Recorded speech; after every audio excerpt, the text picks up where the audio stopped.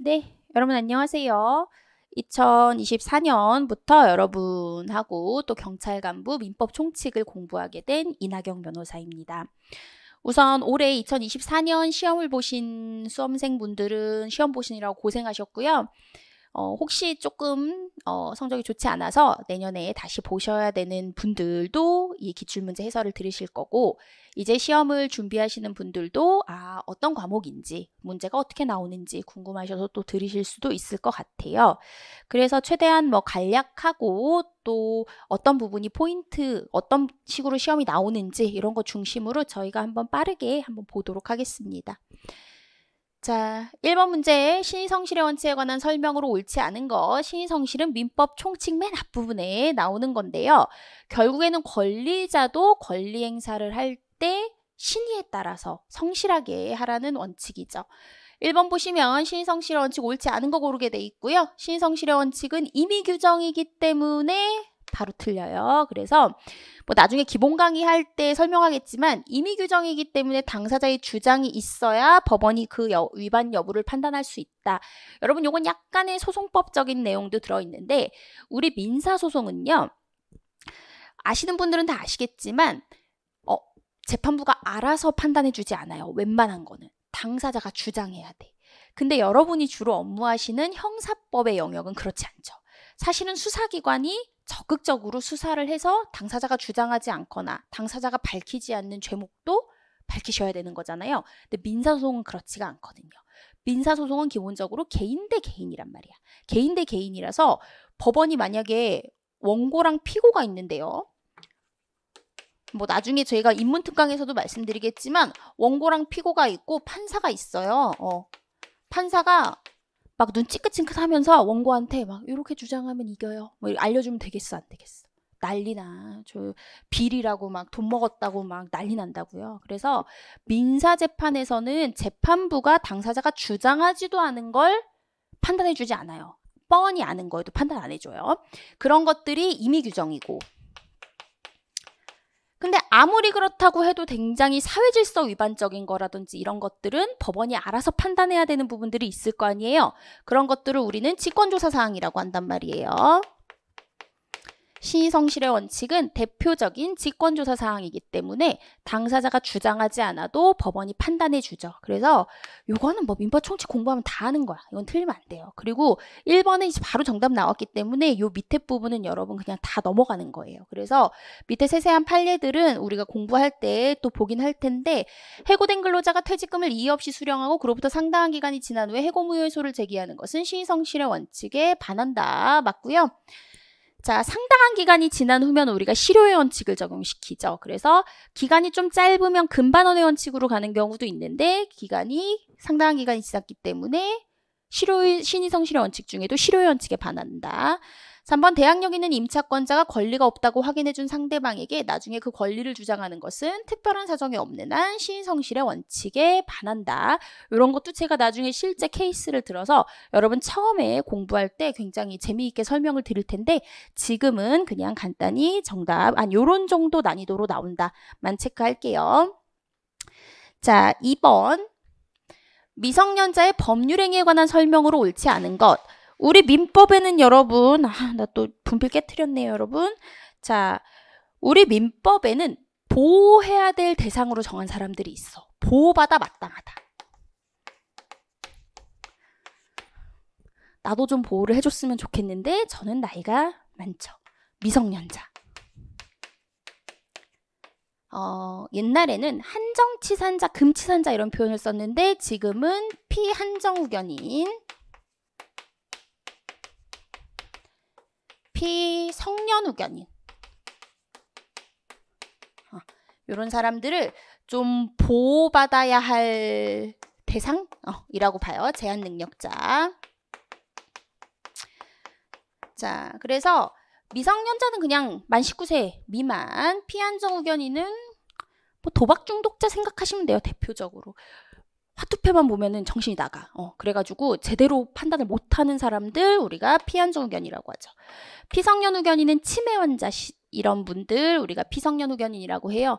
여러분 이제 우리가 민법을 공부하면 나중에 뉴스 기사를 보면 옛날에 그때 그 신격호 회장이 막 치매가 왔을 때 막 성년 후견을 신청하면서 자기가 후견인이 되겠다. 아들들끼리 막 싸우고 그랬단 말이야. 조금 돈이 있는 집에서 많이 싸워요, 여러분. 제가 사건 할 때도. 그래서 어쨌든 이제 보호받는 대상들 제한 능력자고요. 미성년자도 조금 시험이 많이 나와요. 우리가 민법이 사실 184개 조문밖에 안 되는데 그 중에서 아주 중요한 조문은 또 훨씬 적어. 그런데 거기서 사실 사심 문제를 저는 처음에 민법 총칙에서만 객관식이 사심 문제가 나와? 그래? 그랬는데 이쪽 파트가 많이 나와요. 미성년자 쪽 제한 능력자. 범위가 좁아서 그래요. 미성년자의 법률행위에 관한 설명으로 옳지 않은 것은 1번 미성년자의 법률행위에 대한 법정 대리인의 동의는 묵시적으로도 가능하죠. 우리 민법에서는 웬만해서 묵시적으로 다 가능해. 그런 거잖아. 명시적으로는 엄마가 자식한테 야 알았어 네가 사고 싶다고 한 그거 뭐 닌텐도 게임기 사. 이건 이제 명시적인 허락이자 동의지. 근데 그렇게는 또 잘 부모님들이 안 하시잖아. 그러면 이제 엄마가 소파에 앉아 TV 보고 있어. 그럼 아들이 막 와가지고 엄마 나 그 게임기 사면 안 돼? 막 이렇게 해요. 엄마가 한번 때려봐. 내가 막 봐. 엄마 그럼 나 다음에 시험에 잘 볼 거고 애들은 다 갖고 있고 막 쫄라요. 그러면 이렇게 그런데 옆에서 또 아들이 엄마 나 그럼 엄마 카드 갖고 가 산다? 그냥 엄마가 이렇게 해. 그거 어때요 여러분? 묵시적으로 동의해 준 것 같아? 나 해준 것 같은데요. 예, 물론 상황 판단을 해봐야 되겠지만 그럼 뭐 묵시적 동의도 가능하지, 그치? 그래서 해설인데 너무 자세히 들어가나요, 여러분? 동의는 묵시적으로도 가능하고요. 근데 이제 그 법정 대리인의 동의가 있었다는 증명 책임은 그 법률행위의 유효를 주장하는 상대방에게 있다. 이렇게 돼 있는데 보통 미성년자가 그래서 게임을 A라는 미성년자가 B라는 사장님한테 가서 게임 그거 기파는 사장님한테 가서 게임기를 사왔단 말이야. 근데 엄마가 다음날 환불해 오래. 안 되겠대. 근데 그러면 사장님은 아니 너 엄마한테 허락을 받았다며 동의를 받았다며 근데 사실은 애가 혼자 와서 사긴 샀거든. 그랬을 때 이 계약이 유효하다라는 거를 누가 주장을 입증을 해야 되냐.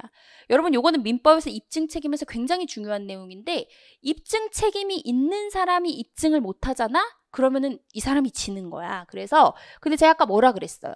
미성년자랑 이런 사람들은 보호받아야 된단 말이야. 그럼 당연히 입증 책임 누구한테 주겠어? 요쪽에 주겠지. 그래서 법률행위가 아니야. 네가 게임기 사간 거 유효해. 너 못 물러. 이렇게 주장하고 싶어하는 사장님이 분필이 깨져갖고요. 제가 자꾸 밟아가지고 쳐다보는 거예요. 자, 어쨌든 간에 사장님한테 입증 책임이 있다. 뭐 당연한 거지. 너무 쉬워. 네. 3번 미성년자가 제한 능력을 이유로 법률행위를 취소하기 위해서는 법정 대리인의 동의가 있어야 된다. 이게 아니지. 즉 뭐야 방금 아들이 게임기 가서 샀잖아.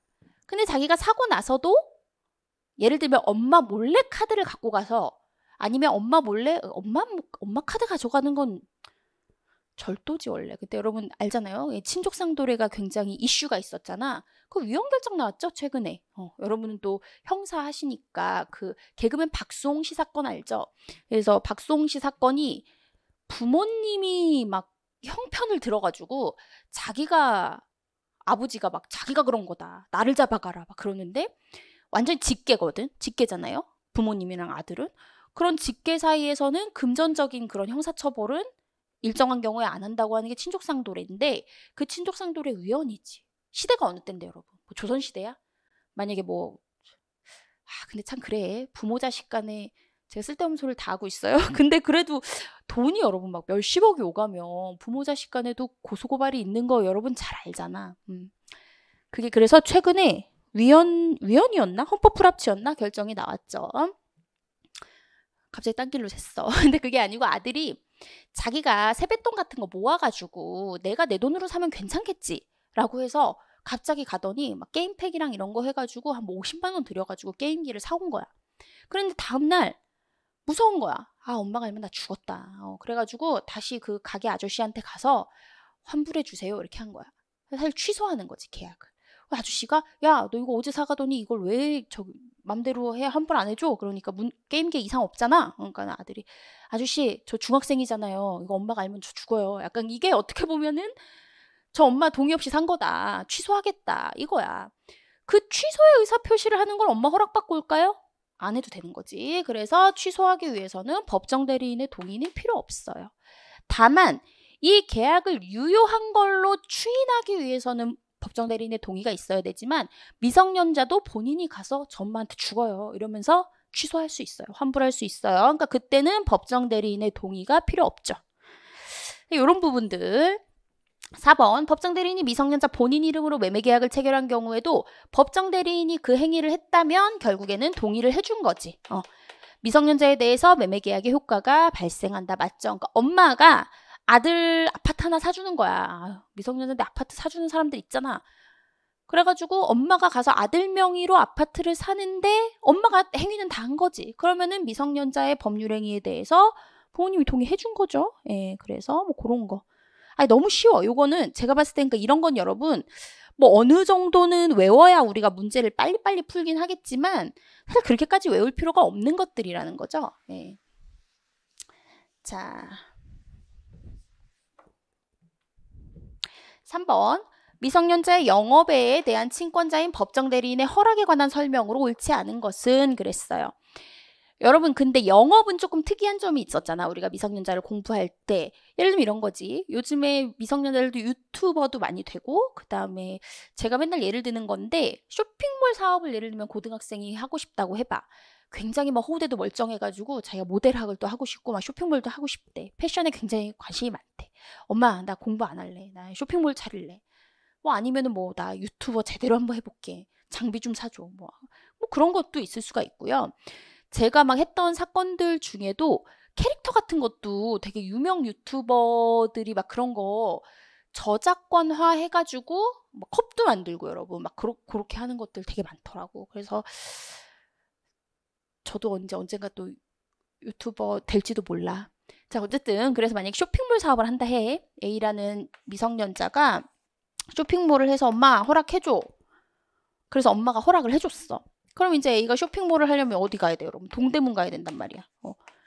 동대문 가가지고 뭐 샘플로 뭐 옷도 떼고 그다음에 뭐 거래처도 뚫고 옷도 사오고 뭐 이런 걸 할 거 아니야.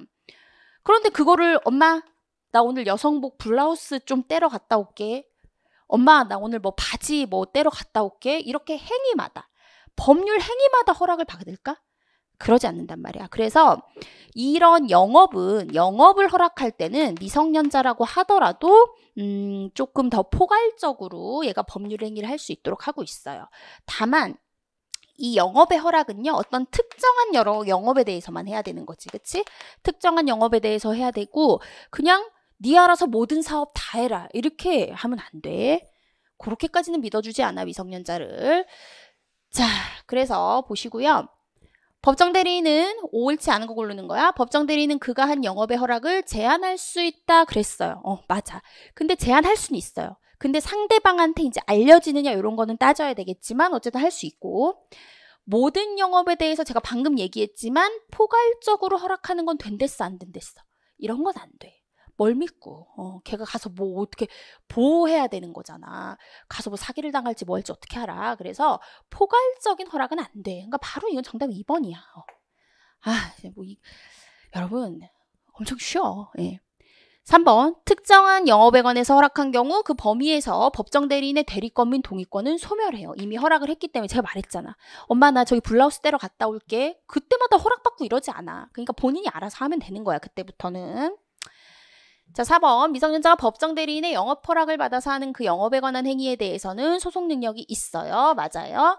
소송을 혼자 할 수 있냐 이거야. 어느 정도는 좀 성인처럼 봐줘. 사장님 아니겠어요, 여러분? 그리고 사업이나 어떤 영업을 하려면 얼마나 많은 권한이 필요하겠어. 그때마다 엄마한테 물어보고 할 수는 없는 거예요. 그래서 소송 능력도 인정해주고 있어요.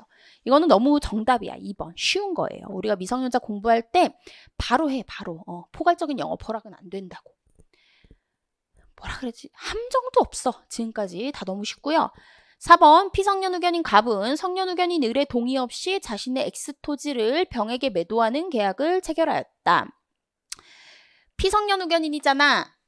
여러분 피성년후견인이 치매에 걸리신 분이라고 해봐.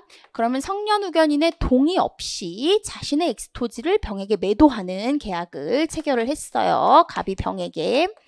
이에 관한 설명으로 옳은 것은. 근데 여러분 여기서 포인트가 있어. 치매 환자분이 계신다고 생각을 해봐. 우리가 드라마 같은 데서 봤지만 참 안타깝잖아. 치매 할머니나 할아버지 이런 분들이 집도 못 찾아오잖아. 자식도 못 알아보잖아. 손자 손녀도 못 알아보잖아. 그런 분들한테 후견인이 생기는 거지. 후견인이 그런 치매 환자분한테 동의해 줄 테니까 가서 부동산 매매 계약하고 오세요. 라고 하면 그분들이 할 수 있어요, 여러분.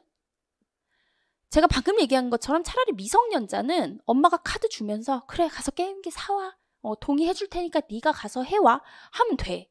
근데 이 치매 환자분들은 이 후견인이 제가 그날 바빠서 못 가니까요. 그럼 할머니가 가셔가지고 부동산 팔고 오세요. 이렇게 하면 그분들이 그 계약을 할 수가 있냐고. 못하는 거야. 그래서 이 피성년 후견인은요. 후견인의 동의가 있어도 못해. 동의가 있어도 못하는 거예요. 이게 약간 다른 것들과 포인트 차이거든요. 그러니까 결국에는 뭐 동의 이씨 했어도 요거는 못하는 거야. 자, 옳은 거 고르는 건데 1번 계약 당시 갑이 적극적 수단으로 병을 속여 자신을 행위능력자로 믿게 한 경우 그 계약을 취소할 수 있다. 여러분 적극적인 기망 수단이 있을 경우에 계약을 취소할 수 있다는 규정이 제한능력 파트에 있기는 한데요. 요거는 아니야. 제가 얘기했잖아. 아까 치매 환자분들은 어차피 못하는 거야. 그냥 동의 여부를 떠나서 취소할 수 있는 거니까. 2번 계약 당시 피성년 후견임을 알지 못했던 병은 특별한 사정이 없는 한 추인이 있기 전까지는 을에게 자신의 의사표시를 철회할 수 있다. 요 철회, 상대방의 철회권은 상대방 보호를 위해서 정하고 있는 거죠. 그러니까 예를 들면 여러분 아까 게임기만 생각해도요. 그 미성년자 애가 가서 게임기 사왔잖아. 그러면 얘가 게임기를 사갔는데 게임기를 어떻게 그리지? 게임기를 사갔어. 근데 얘가 미성년자임을 이유로 취소할 수 있는 기간이 3년, 10년인데 3년이거든? 그러면 그 기간 동안 저 상대방은 어떡하지? 제가 1년 있다가 환불한다고 하면 어떡하지? 제가 엄마 동의 안 받고 온 것 같은데 이거 물론 상대방이 원래 동의가 없었다는 걸 알았고 몰랐고 이런 이슈도 있어. 네, 여러분 이해를 돕기 위해서 그 얘기를 하는 건데 불안에 떨어야 된다 이거야. 이 상대방은. 그러니까 그것까진 좀 가혹하니까 자, 추인이라는 건 이 계약이 유효한 거로 인정하는 건데 제가 인정하기 전까지는 그냥 이 계약 없었던 걸로 철회하자. 이렇게 할 수 있다라고 정하고 있는 거예요. 그래서 요거는 이제 2번인 거죠. 2번이 맞는 지문이고요. 위에 가셔서 3번 보시면 계약 당시 갑이 적극적 수단으로 병을 속여 을의 동의가 있다고 믿게 한 경우 갑은 특별한 사정이 없는 한 그 계약을 취소할 수 없다. 보시면 갑이 적극적 수단을 속여 을의 동의가 있다고 믿게 한 경우 제가 아까 얘기했거든요, 여러분. 을의 동의 여부는 중요하지가 않아. 을의 동의가 있어도 원래 이거는 못하는 거야. 그래서 이거는 못하는 거고요. 네, 보시면 되고. 자, 그래서 요거는 을의 동의가 있다고 믿게 한 경우에도 취소할 수 있어요. 요거 약간 성년 의견에 대해서 이해하고 있어야 돼요.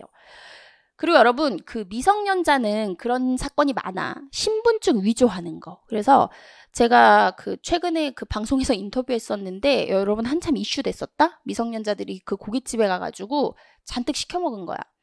그런데 이제 거기에 쪽지를 써놓고 갔던 거지. 사장님, 저희 미성년자인데 저희 술 마셨거든요. 이거 신고하면 사장님 영업정지 당하니까 저희 돈 안 내고 조용히 사라질게요. 먹튀한 거지.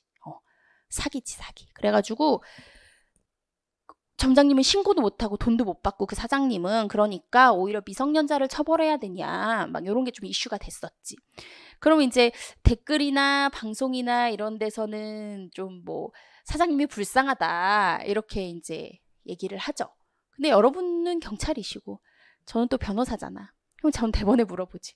신분증 검사 안 하셨어요? 이렇게 대법원에 물어보죠. 그래서 좀 생각이 달라. 그리고 여러분은 어떤지 모르지만 저는 그 MBTI로 치면 대문자 T야, 대문자 T. 그래서 옛날에는 또 그래도 좀 눈치 봐가면서 이제 직설적으로 얘기했던 것 같은데 변호사 일 하면서 더 대문자 T로 바뀌었어. 좀 감성이 떨어져요.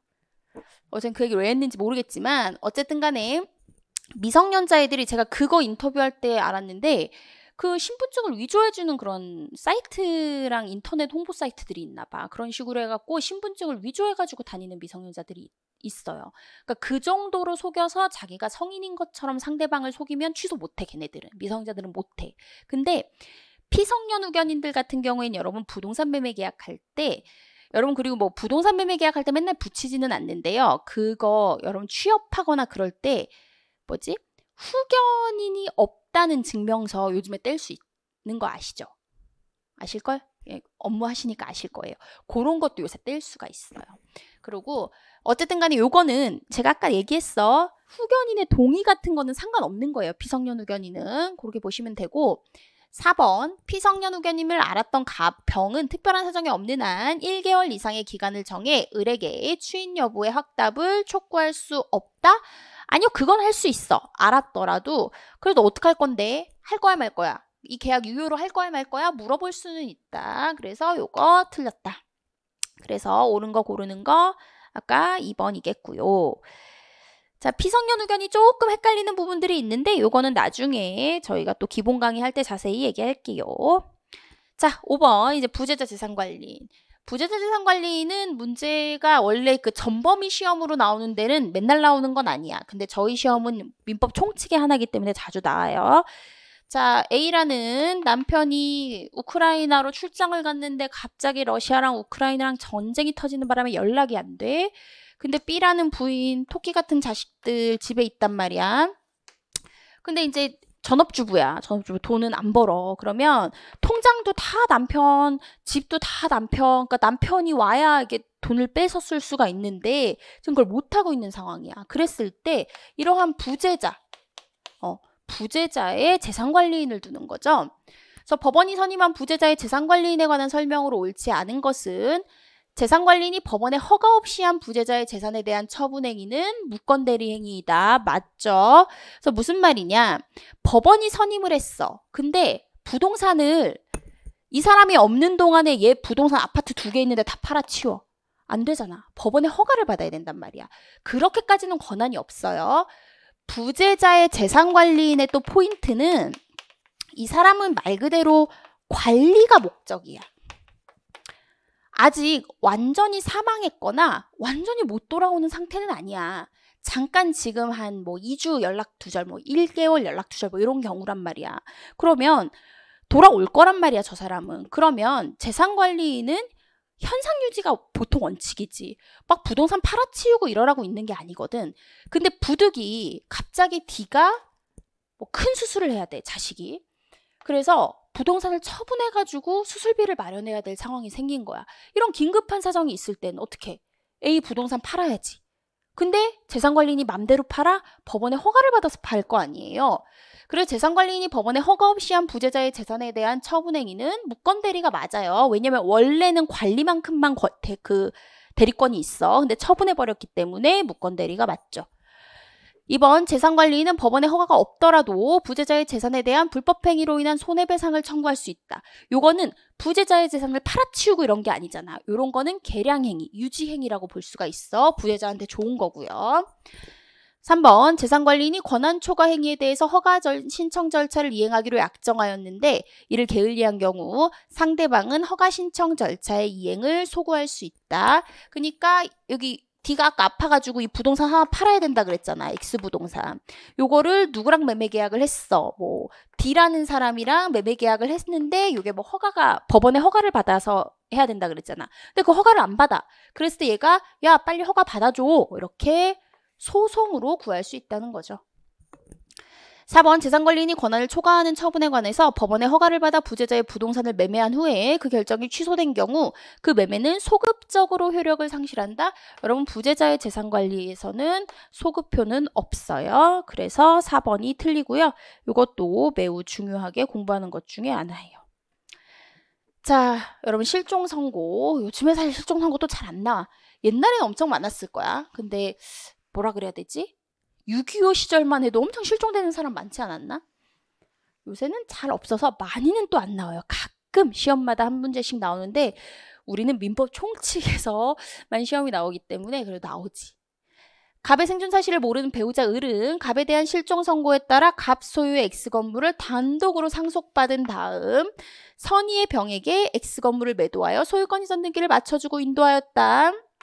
갑이 지금 살아있는지 모르겠고 배우자가 이거를 상속받은 다음에 선의인 병에게 줬단 말이야. 그 갑이 생환하여 실종 선고가 취소되었다. 이에 관한 설명으로 옳은 것은 이게 이제 선의 악의로 나눠야지. 예, 부인이야.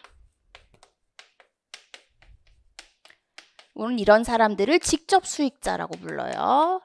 무슨 말이야? 이 사람이 사망해서 그 사망을 원인으로 상속을 받았잖아. 그럼 직접 수익을 받은 사람이란 말이야.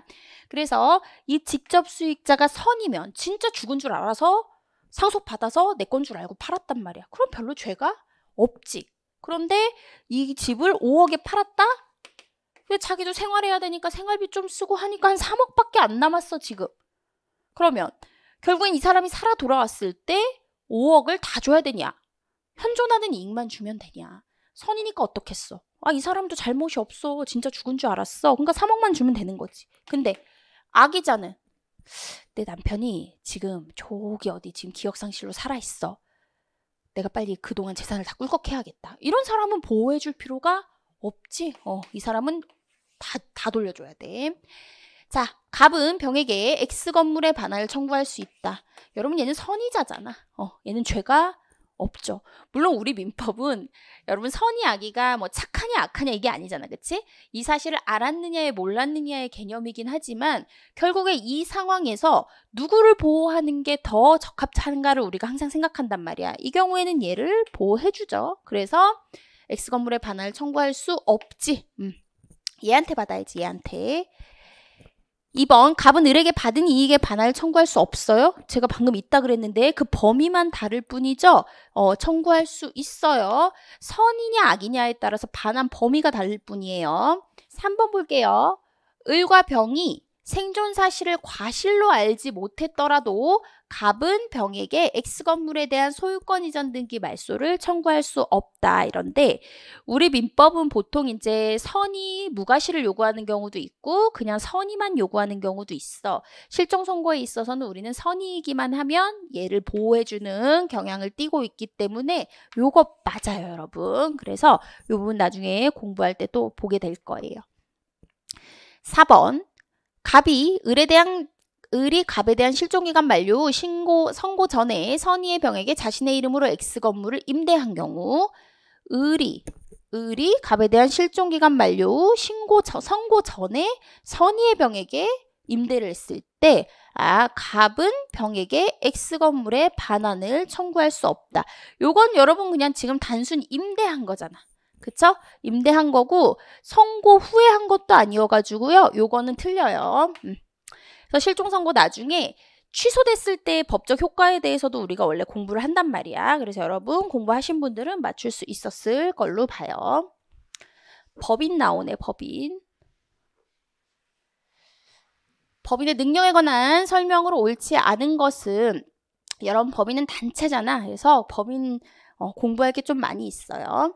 여러분 제가 나중에 민법 공부할 때 법인 등기부등본 한번 보여드릴 텐데 법인 등기부등본에 보면은 자기가 무슨 일을 하려고 이 법인을 만드는지 즉 목적 범위가 적혀 있어. 근데 어떤 법인은 되게 웃기다. 제가 소송하다 보면요 여러분도 많이 등기부 보실 거 아니에요. 무슨 건설업을 한다고 처음에는 목적 범위가 적혀 있는데 갑자기 어느 날 추가가 된 게 막 엔터테인먼트 사업을 한다고 막 추가가 돼 있고 그러긴 해. 그래서 어쨌든 그 목적 범위 안에서만 권리 능력이 있는 거죠, 법인은. 그 목적 범위를 좀 넓게 봐주기는 하지, 우리 판례가. 자, 그런 것들 여러 가지 있어요. 설명을 옳지 않은 것. 법인은 권리 능력 범위 내에서 행위 능력을 가지며 그 범위를 넘어서 행한 대표기관의 행위는 법인의 행위가 아니다. 맞아요, 여러분. 제가 얘기했어. 권리 능력 내에서만 얘네는 사람처럼 우리가 취급을 해주는 거야. 그런데 범위를 넘었다. 이거는 법인의 행위가 아니에요.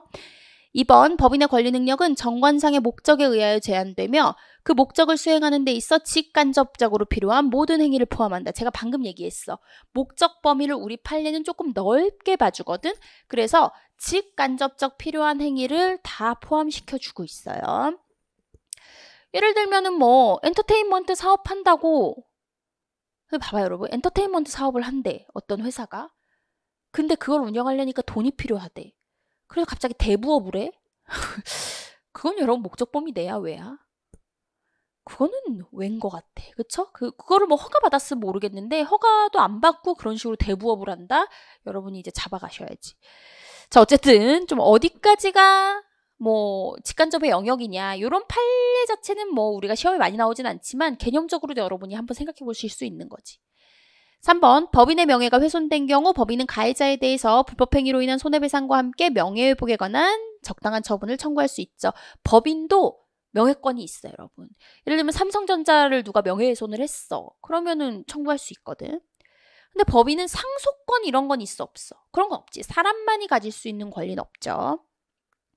4번 대표기관이 대표권의 범위 내에서 자기 또는 제3자의 이익을 도모할 목적으로 그 권한을 남용한 경우, 대표권 남용이죠. 맨날 나오는. 그 권한을 남용한 경우 원칙적으로 법인에 대해서 효력이 없다? 아니에요. 원칙적으로 법인에 대해서 효력이 있어요. 그래서 여러분 요게 맨날 헷갈릴 수 있는데 A가 법인이고 B가 대표야. 뭔가 C랑 얘가 계약을 해. 누구 이름으로? A 법인 이름으로 계약을 하는데 알고 보니까 그 돈은 들고 얘가 튀었어. 얘 필리핀으로 튀었단 말이야. 그러니까 얘가 얘 보고 이제 계약을 이행해라. 나는 돈을, 부동산을 계약을 해서 나는 얘한테 이미 5억을 다 줬다. 빨리 부동산 등기 넘겨라. 얘가 그러는 거야. 근데 이제 이 A 법인은 아니야, 우리 회사로는 들어온 돈이 없어. 그랬더니 얘가 뭐래? 야, 니네 대표가 니네 회사 이름으로 그렇게 하고 갔어. 니네가 해결해. 이렇게 되는 거야. 그래서 원칙적으로는 얘가 등기부상 대표야. 그리고 외형적으로는 회사의 업무처럼 보여.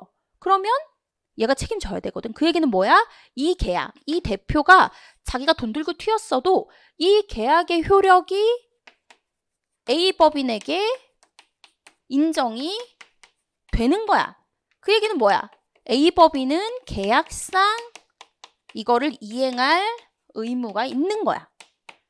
단 예외적으로 이거 뭐를 두고 있어요? 상대방이 이 대표권 남용 사실을 알았거나 알 수 있었어. 친구야.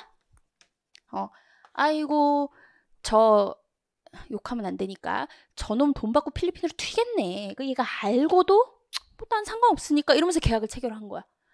얘가 불쌍해, 얘가 불쌍해. 얘가 불쌍하지. 이런 경우에는 이 계약은 A 법인에게는 무효해요.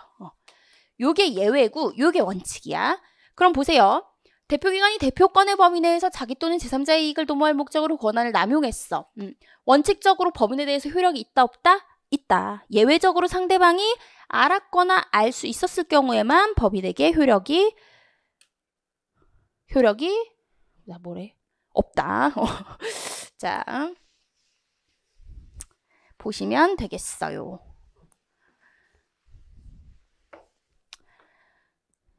제가 원래는 별로 이렇게 가래 이런 게 없는데 여러분, 나 비흡연자야. 근데 그 코로나 후유증인지 감기 후유증인지 제가 너무 이렇게 염증이 심해가지고 항생제를 한 3주 먹었어요. 한 지난주까지. 근데 아직 다 안 나와서 가끔 좀 이렇게 상태가 안 좋을 때 제가 가끔 먹대릴 때가 있어요, 여러분. 자, 어쨌든 좀 이해해 주시고 8번 볼게요. 법인의 대표권 제한. 옳지 않은 것. 1번 사단법인의 이사장의 직무대행자가 개인의 입장에서 그 법인을 상대로 소송을 하는 것은 이익상반 행위에 해당한다. 뭐 그렇기는 하죠. 그래서 무슨 말이냐면 적인 거지.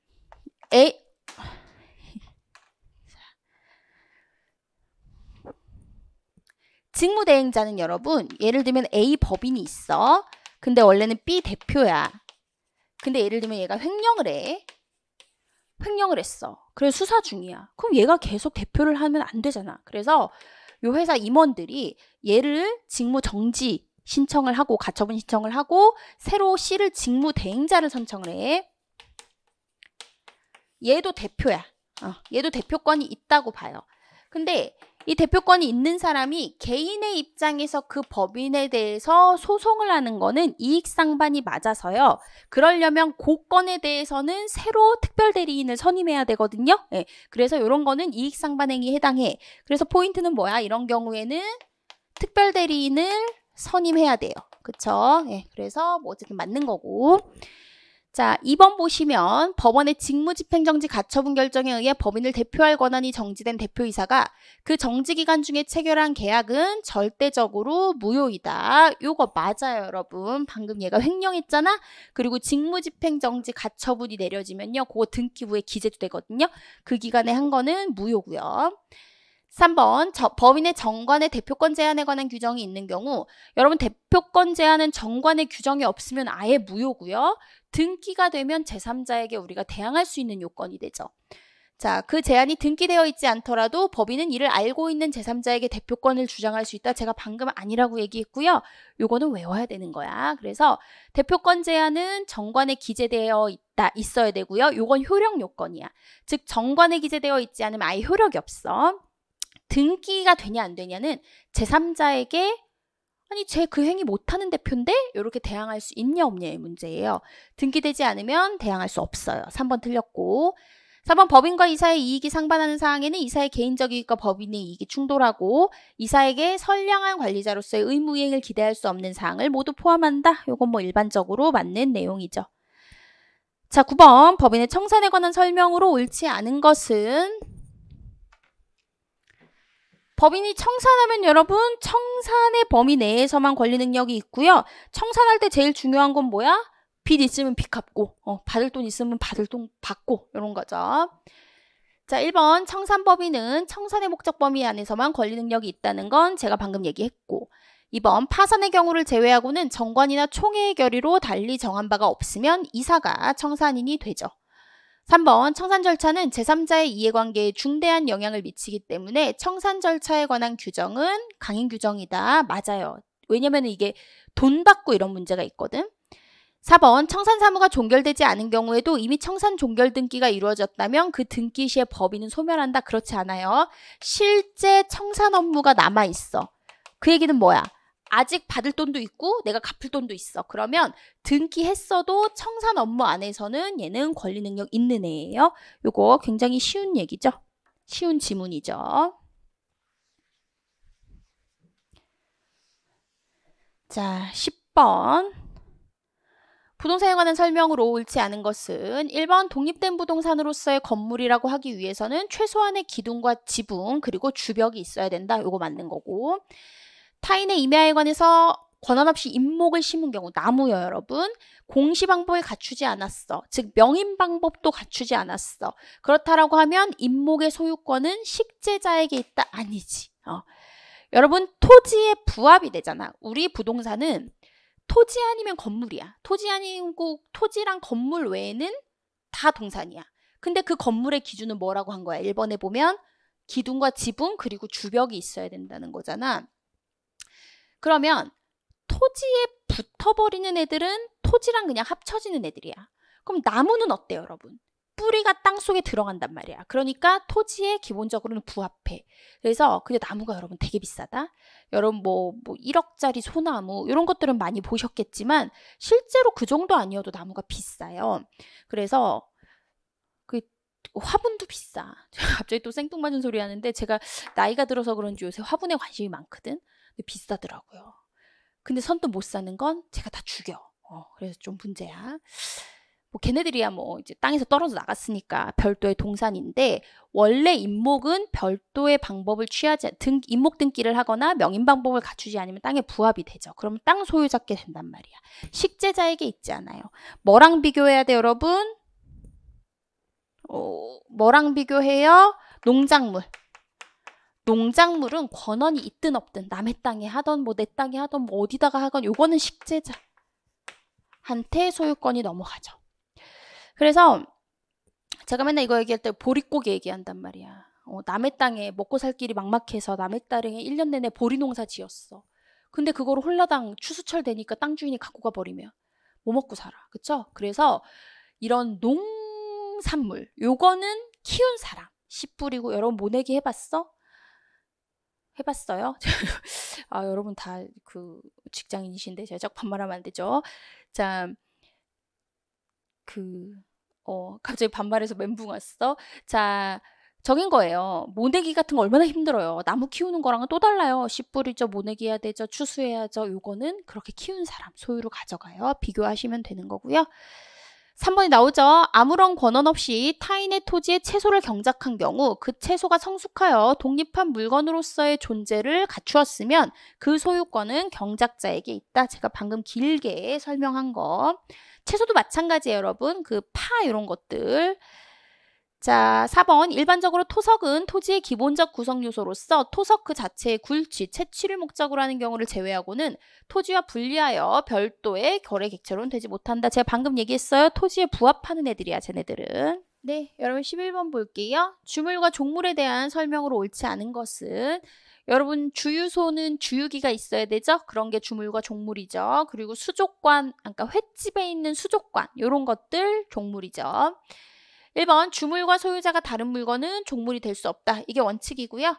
2번 종물과 주물의 관계에 관한 법리는 권리상호간에도 유추 적용된다. 예를 들면 건물을 매매할 때 그 건물이 토지 사용권이 있었을 때 같이 넘어가는 거, 이런 것들이고요. 3번 주물을 점유에 의해서 시효 취득한 경우. 여러분 점유를 시효 취득하는 건 그 물건을 법에서 정한 기간 동안에 실제로 점유했기 때문에 취득권을 주는 거야. 그래서 얘는 점유하지 않았으면 그것까지는 미치지 않는다고 보는 거지. 그래서 3번은 틀렸고요. 얘는 어떻게 보면은 약간 민총에서는 벗어난다고 볼 수 있어. 어떻게 보면 물권에 더 가깝기는 해. 그래서 주물과 종물은 보통 소유권, 뭐 저당권 이런 데에 많이 나오는 거라서 물권적인 영역인데요. 권리 파트 여기 민총에 우리 시험에는 같이 나오고 있어요.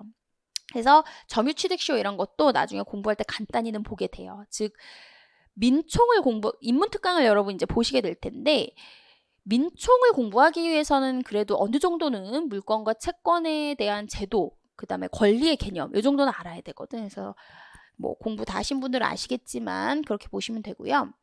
4번 어느 건물이 주된 건물의 종물이 되기 위해서는 주된 건물의 경제적 효용을 보조하기 위해서 계속적으로 이바지되어야 하는 관계에 있어야 한다. 맞고요. 12번 원물과 과실에 관한 설명으로 옳지 않은 것은, 자, 뭐 법정과실, 천연과실 이런 거 다 알죠, 여러분. 1번 물건의 용법에 의해서 수취하는 산출물은 천연과실이다. 네, 요거 맞고요. 천연과실은 수취할 권리의 존속기간 일수의 비율로 취득한다. 요거는 법정과실인데, 예를 들면 여러분 월세 이런 거 있잖아. 그런 그 법정과실은요 일수의 비율에 산정한다는 규정이 있어요. 근데 천연과실은 아니고요. 3번 물건의 사용대가로 받는 금전기타 물건은 법정과실로 한다. 맞고요. 4번 천연과실은 그 원물로부터 분리하는 때 이를 수취할 권리자에게 속한다. 이런 건 조문이에요, 여러분. 다 조문. 과실 수취권을 가질 수 없는 자, 여러분 지상권자, 유치권자, 동산질권자, 폭력으로 점유를 취득한 선의의 점유자, 이렇게 돼 있어요. 여러분 누구야? 폭력이 딱 거슬리지.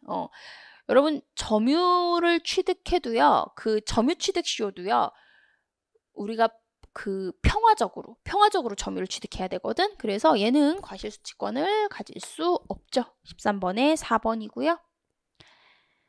자, 14번 반사회 질서적인 거 103조 위반 나오네요. 여러분 그 형사 그런 과목에서도 막 불법행위, 완전히 불법행위는 아니지만 하여튼 반사회 질서적인 것들을 우리가 103조 위반으로 보죠. 반사회 질서의 법률행위에 해당하지 않는 것은, 제가 맨날 말하는데 여러분 약간 경제적인 것들은 여기서 빠져. 예를 들면은 명의신탁 이런 것들은 우리가 반사회적 질서로 보지 않아요. 1번 강제집행을 면할 목적으로 부동산의 허위에 근저당권 설정 등기를 마친 경우, 제가 방금 얘기했어요, 여러분. 경제적으로 약간 꼼수 부린 거, 이런 거는 103조 위반이라고 잘 보지 않아. 그래서 바로 1번이 아니야. 나쁘지. 나쁜 짓이지. 그럼 여러분이 그거는 강제집행면탈죄로 해결해 주세요. 민법에서의 반사회 질서적인 거에는 이런 경제적인 것들은 들어가지 않아요. 그래서 1번이 정답이고요. 2번 다수의 보험계약을 통해서 보험금을 부정취득할 목적으로 보험계약자가 체결한 보험계약 이런 거는 반사회 질서적인 거로 봐요. 왜냐면은 여러분 사망보험금 잔뜩 들어놓고 사람 죽이고 이런 경우 사건 보실 거잖아. 그치? 근데 제가 옛날에 여러분은 무슨 사건을 또 하시는지 모르겠는데 저 옛날에 모시던 대표님이 검사 출신이었거든. 근데 이제 의뢰가 들어왔었대요. 건대 살인사건 있어요. 옛날에 노래방 살인사건. 그래서 이제 그 부모님이 그 의뢰를 맡기셨는데 그 검사 출신 우리 대표님이 자기 기록 보고 싫다고 안 하신다고 하셨어. 그래가지고 다른 변호사님들이 아니 그 왜 안 하냐 그랬는데 하기 싫다고 하셨어요. 왜냐면 그게 약간 막 그런 살인사건 이런 것들을 하면 좀 트라우마 있다고 하더라고요. 그럴 것 같아.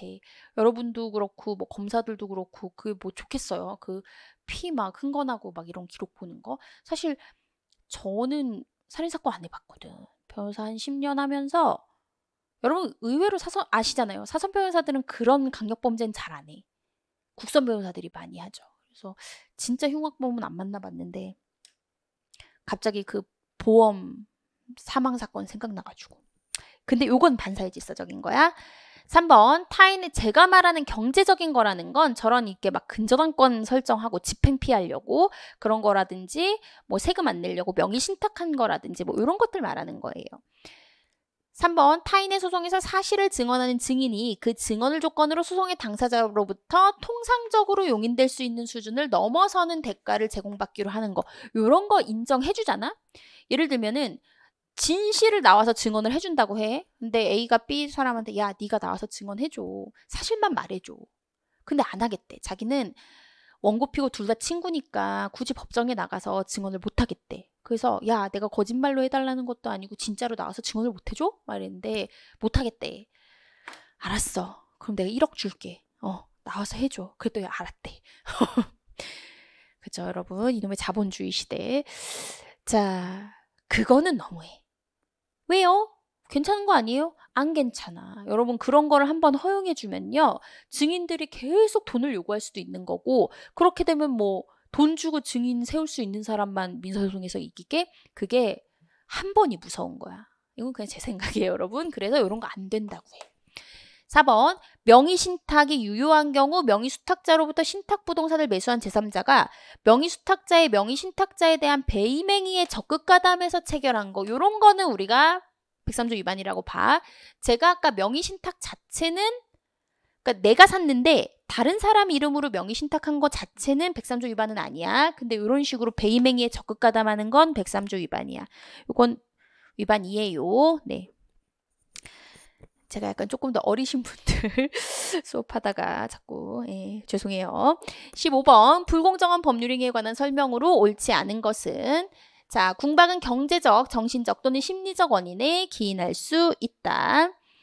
네 맞죠? 2번 폭리행위에 대한 상대방의 악의가 없으면 불공정한 법률행위는 성립하지 않아요. 제가 얘기했잖아. 제 아이패드 제 친구한테 공짜로 줘도 돼. 그게 불공정하진 않아. 왜냐면 거기에 대해 뭐 그걸 불공정한 상황을 이용하려는 그런 건 없으니까. 그래서 악의가 있어야 되고요. 3번 법률행위가 대리인에 의해서 이루어진 경우 그 법률행위가 불공정한 법률행위에 해당하는지 여부를 판단할 때 경솔과 무경험은 대리인을 기준으로 해야지. 실제 그 행위를 한 사람 이거 맨날 나오는 거죠. 네, 3번이 틀렸고요. 4번 매도인이 궁박 상태에서 매매 가격을 실제 가격에 비해서 현저하게 헐값으로 계약을 한 경우 그 계약이 불공정한 법률행위로서 무효라고 하려면 궁박 상태에 대한 증명 책임은 매도인에게 있다. 네. 보시면 여러분 매도인이 A가 10억짜리 아파트를 헐값에 2억에 B한테 판 거야. 근데 얘가 나중에 어때? 10억짜리를 2억에 팔았으니까 이 계약을 무효로 하고 싶지. 그러니까 뭐야? 내가 궁박한 상태였고 그걸 제가 이용했다는 건 얘가 입증해야 돼요. 얘가. 그래서 요거 알아두시면 되겠고 네. 어렵지 않다. 자, 16번 법률행위 해석에 대한 거. 여러분 우리가 실제 소송을 할 때는요. 법률행위 해석에 대한 게 굉장히 중요해요. 약간 요게 이렇게 맞출까요? 이렇게. 법률행위 해석에 관한 설명으로 가장 옳은 것은 옳지 않은 것은 임의규정과 다른 관습이 있는 경우에 당사자의 의사가 명확하지 않은 때에는 그 관습에 의한다. 1번 맞죠? 여러분 요거 나중에 제가 또 예를 들어서 다 설명을 해드릴 텐데 요거 맞고요. 2번 약관 내용이 명백하지 못하거나 의심스러운 때에는 고객에게 유리하게 약관 작성자에게 불리하게 해석해야 된다. 맞죠? 우리 보험계약 이런 거 여러분. 그리고 뭐 전화 가입할 때 여러분 KT 이런 데들이랑 계약서 여러분 잘 안 읽어보잖아. 막 깨알같이 써있잖아. 예, 그런 것들 약관. 3번 당사자 사이의 계약서의 문헌과 다른 내용으로 의사가 합치된 경우 계약은 계약서의 문헌에 따라 성립한 것으로 해석되어 아니지. 당사자들의 의사대로 해석을 하는데 그 의사를 입증하는 게 굉장히 어렵죠. 그래서 실제 소송에선 여러분 계약서엔 A라고 써 있어.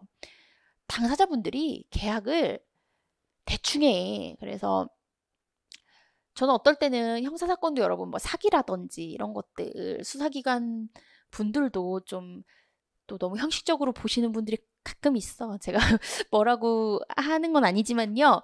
어쨌든 판사님들도 그렇고요. 그래서 굉장히 그 내막을 자세히 설명을 해야 될 때가 많아요. 그래서 뭐 다 변호사 잡받고 계약 체결하는 거 아니잖아요. 그래서 되게 허술하고 막 용어도 다 틀려. 근데 막상 재판 가면 용어대로 막 해석이 되고 막 이러니까 계약은 좀 잘 체결을 해야 되는데요. 입증만 할 수 있다면 다른 내용대로 의사가 합치된 대로 계약을 해석하는 게 원칙이에요. 그래서 3번이 틀렸고요.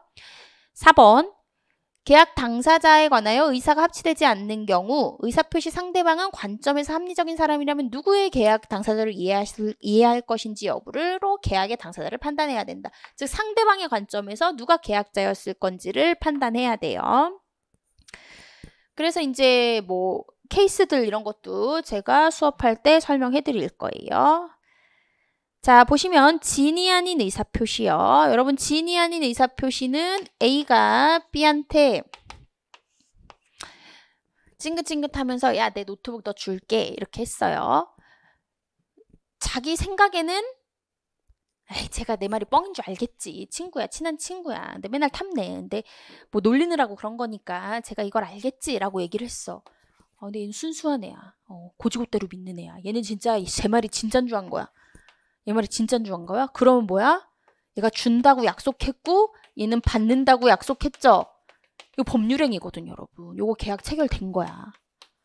그럼 얘가 다음날 얘한테 쪼르르 가가지고 빨리 줘. 할 수 있는 거야 여러분. 계약은요. 체결하면 아니 공짜로 주기로 했다고 여러분 함부로 물르고 그럴 수 있는 거 아니다 원래. 그러니까 친구 사이에도 말 조심해야 되는 거예요. 주기로 했으면 줘야 되는 거야. 일방적으로 계약을 파기하고 이런 거 원래 안 되는 거야. 그래서 해지 사유랑 이런 게 있어야 되는 거지. 그래서 어쨌든 쪼르르 가서 왜 안 줘? 우리 계약했잖아. 증여지. 공짜로 주기로 한 거. 그래도 얘는 황당한 거지. 그래서 야, 그거 뻥이었잖아. 너 몰랐어? 그때 몰랐대. 얘 진짜 몰랐어. 그러면 이 계약은 유효한 거야. 근데 뻔히 얘도 알았어. 뻔히 알았거나 알 수 있었어. 그러면 얘가 내뱉은 그 의사표시를 무효로 해주죠. 얘가 한 의사표시를 무효로 해준다는 건 뭐야? 노트북 안 줘도 되는 거지? 자, 17번이요. 진이 아닌 의사표시에 관한 다음 설명 중 옳지 않은 것. 진이 아닌 의사표시로 무효인 경우 그 무효는 선의의 제3자에게 대항하지 못하죠. 여러분 107조, 108조, 109조, 110조는 다 선의의 제3자 보호 규정이 있어요. 이번 상대방의 악의 또는 과실 유무는 의사표시의 무효를 주장하는 자가 이를 주장 증명해야 된다. 맞죠? 본인한테 유리한 건 보통 본인이 입증해야 돼. 얘는 노트북 달라고 하고 얘는 주기 싫어. 그러면 얘 알았다. 자기가 뻥친 거 알았다는 건 얘가 입증해야지. 예, 맞아요. 그래서 무효를 주장하는 애 누구? 얘 노트북 주기 싫은 애.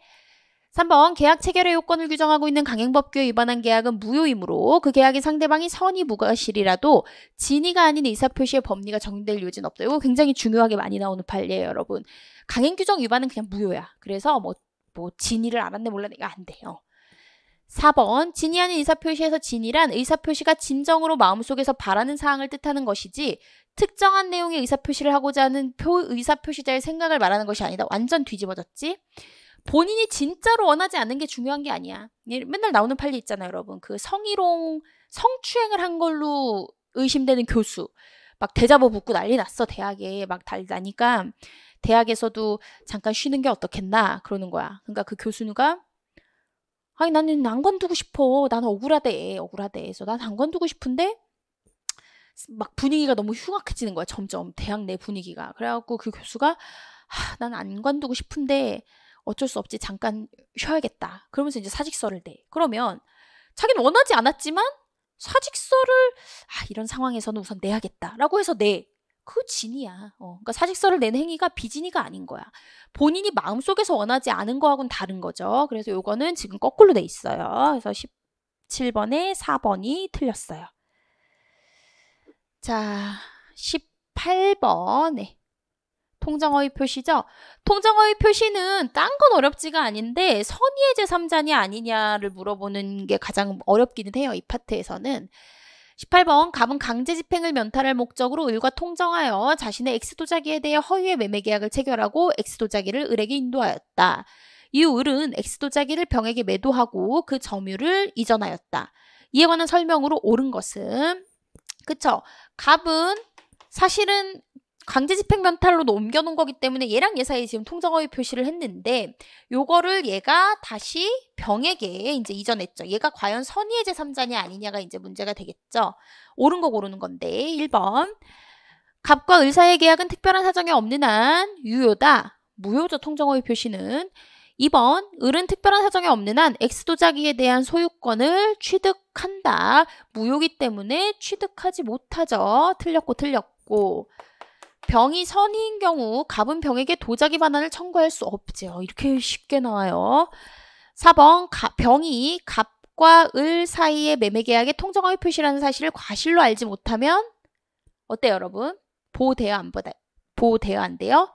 예, 과실은 여기서 얘기하지 않아요. 선이기만 하면 돼. 그래서 갑은 병에게 X도자기에 대한 반환을 청구할 수 없지. 즉 얘는 선이기만 하면 과실이 있어도 보호가 된다는 얘기죠. 예, 그래서 18번은 3번만 맞아요. 자, 19번. 네. 통정어휘 표시에 기초하여 새로운 법률상 이해관계를 맺은 제3자에 대해 해당하지 않는 자는 그랬어요. 제가 얘기했잖아. 요거 어느 정도는 외워야 돼요, 여러분. 제가 그러니까 이해하기가 조금 어려운 부분들, 헷갈리는 부분이 민총에선 제가 봤을 때는 108조의 선의의 제3자 구별하는 것도 꽤 헷갈려요. 그래서 여러분 요거는 보시면 채권의 가장양도에서의 채무자는 근데 얘는 역시 좀 지문이 근데 쉽게 나와. 이거는 새로운 이해관계를 맺은 사람이 아니거든. 여러분 여기서 말하는 선의의 제3자는 새로운 법률행위에 의해서 온전하게 권리를 취득한 애들을 말해요. 그래서 채권의 가장양도에서의 채무자는 새롭게 이해관계를 맺은 제3자 자체가 아니야. 그래서 바로 1번이 아니거든요. 그래서 요거는 나머지는 보시고 1번이 틀렸다는 거는 찾기는 쉬워. 요것도 모르면 안 되거든. 예. 자, 20번 차고요. 저희가 맨날 실제 송무할 때도요. 계약 취소 주장할 때 나오는 게 차고, 사기 뭐 다 나와 맨날. 차고로 인한 의사표시에 관한 설명으로 옳은 것을 모두 고르면요. 차고로 인하여 매매대금 결정에 다소간의 차이가 있는 경우 특별한 사정이 없는 한 그 차고는 중요 부분이 아니겠죠. 예. 요 정도 가지고는 안 해주죠. 니은번 상대방이 의사표시자의 중요 부분에 대한 착오를 알고 이를 이용한 경우 그 착오가 의사표시자의 중과실로 인한 것이더라도 의사표시는 그 잠깐만요. 나 이상하게 읽고 있어. 어쨌든 알고 이를 이용하면요. 상대방한테 중과실이 있어도요. 취소할 수 있죠, 여러분. 보통 이렇게 A랑 B가 어떤 부동산 매매 계약을 했어. 근데 얘가 이 계약을 취소하고 싶어. 자기는 중요 부분에 대한 착오가 생겼대. 계약을 취소하겠대. 근데 얘는 야, 네가 착오에 빠진 건 네 탓이잖아. 너의 중과실이 있었기 때문에 네가 착오에 빠진 건데 그걸 왜 나한테 그래? 그냥 과실이 아니고 중과실, 그쵸? 그랬더니 얘가 또 뭐라 그래? 야, 아무리 내가 중과실에 빠졌다고 하더라도 너는 그거 뻔히 알면서 이용했잖아. 이 나쁜 놈아. 이렇게 되는 거지. 그럼 굳이 얘를 보호해 줄 필요가 없죠? 그러니까 얘는 취소할 수 있는 거지. 그쵸? 예. 자, 그래서 얘도 맞다. 예, 니은도 맞다. 기억 니은, 예, 바로 나오네요.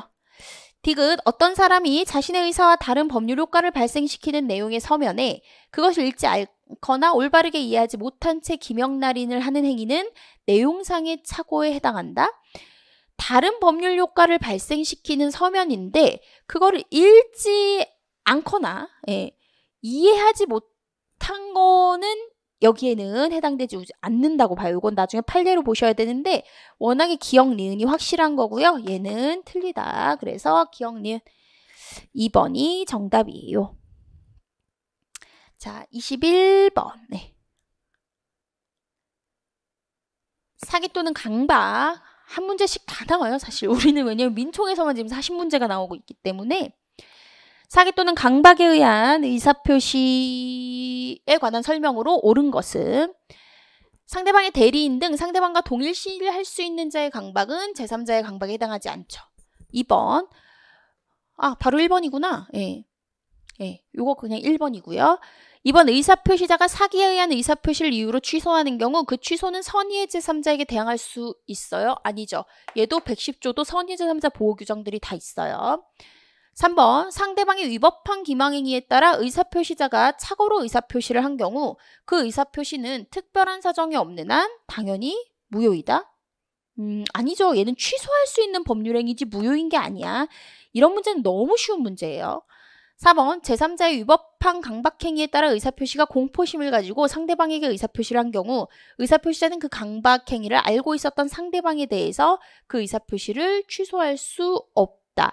제3자의 위법한, 여러분 제3자 사기도 마찬가지고 제3자의 강박도 마찬가지고 상대방이 알았거나 알 수 있었으면 상대방한테 취소할 수 있거든요. 그러니까 얘도 틀렸지. 21번 굉장히 쉬운 문제예요. 자, 22번 의사표시요. 의사표시에 관한 설명으로 옳은 것은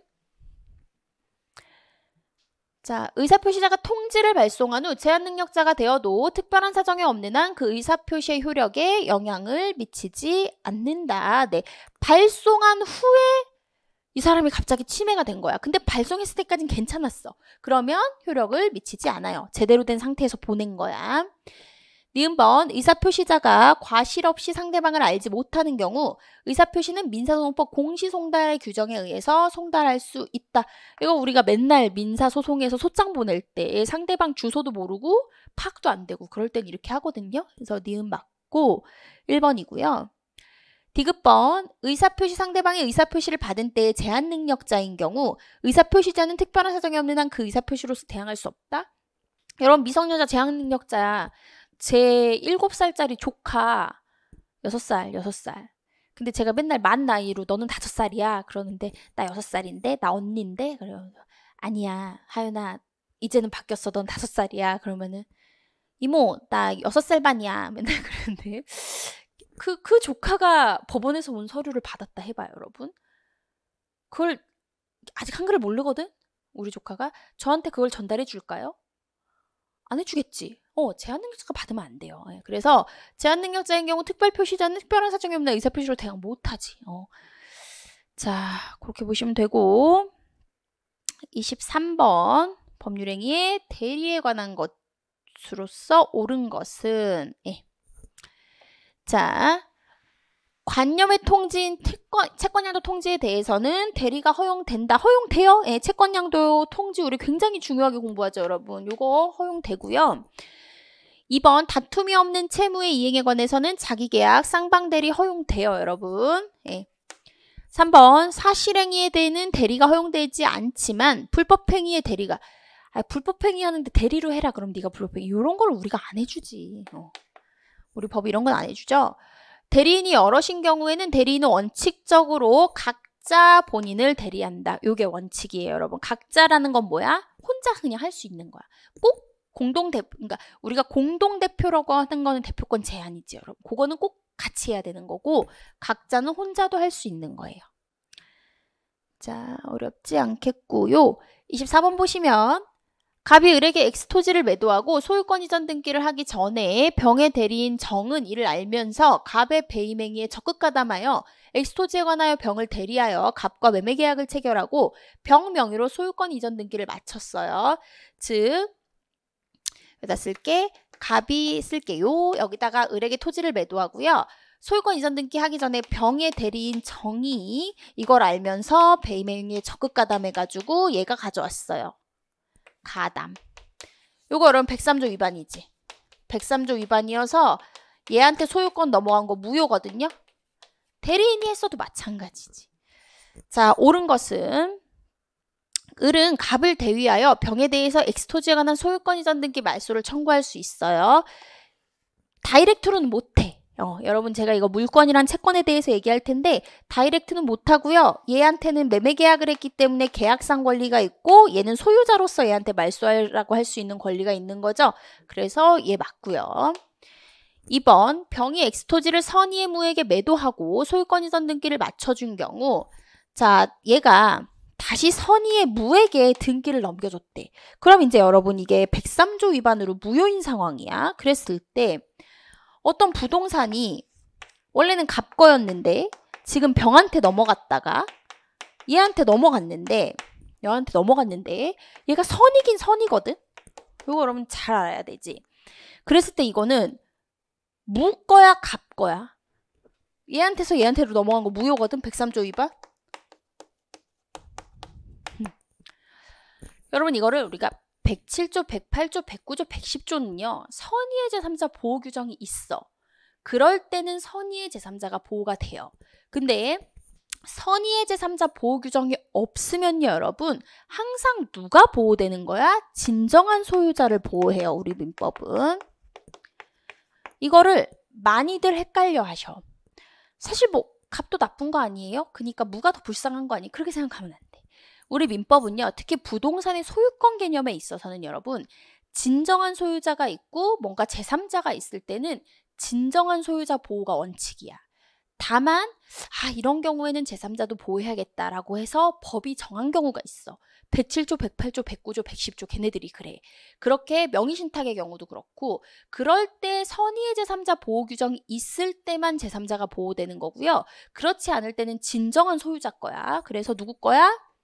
얘 거야, 얘 거. 그래서 자 무가 소유권 취득할 수 없어. 없는 거야. 이거 갑 거야. 3번 정이 갑의 배임 행위에 적극 가담한 사실을 알지 못하는 병은 갑과 병 사이의 매매 계약의 유효를 주장할 수 있어요? 아니야. 대리인이 한 행위라도 요거는 무효야. 대리인을 그걸 쓴 잘못이지. 대리인의 행위는 본인이 책임져야지. 제가 만약에 예를 들어서 또 제가 조카가 2명이거든요. 그래서 초등학교 2학년이야. 둘 다 똘똘한데요. 제 눈엔 똘똘해. 그래갖고 제가 만약에 뭐를 매매 계약을 하는데 제 초등학교 2학년짜리 조카를 내가 대리인으로 내세웠어. 그래서 우리 조카가 뭔가를 실수를 했어요. 내가 그냥 부담하는 거지 뭐. 그쵸? 그래서 그건 네가 부담해야 될 문제야. 그래서 유효를 주장할 수 없고요. 4번 을은 갑에 대한 소유권 이전 등기 청구권을 보전하기 위해서 병을 상대로 갑과 병 사이의 매매 계약에 대해서 채권자 취소권. 여러분 이중매매에서는 채권자 취소권 안 돼요. 이거는 그냥 외워. 네. 이중매매 얘기가 나오면 어떤 경로로든 채권자 취소권은 안 돼. 그렇게 보시면 되겠어요. 자, 25번이요.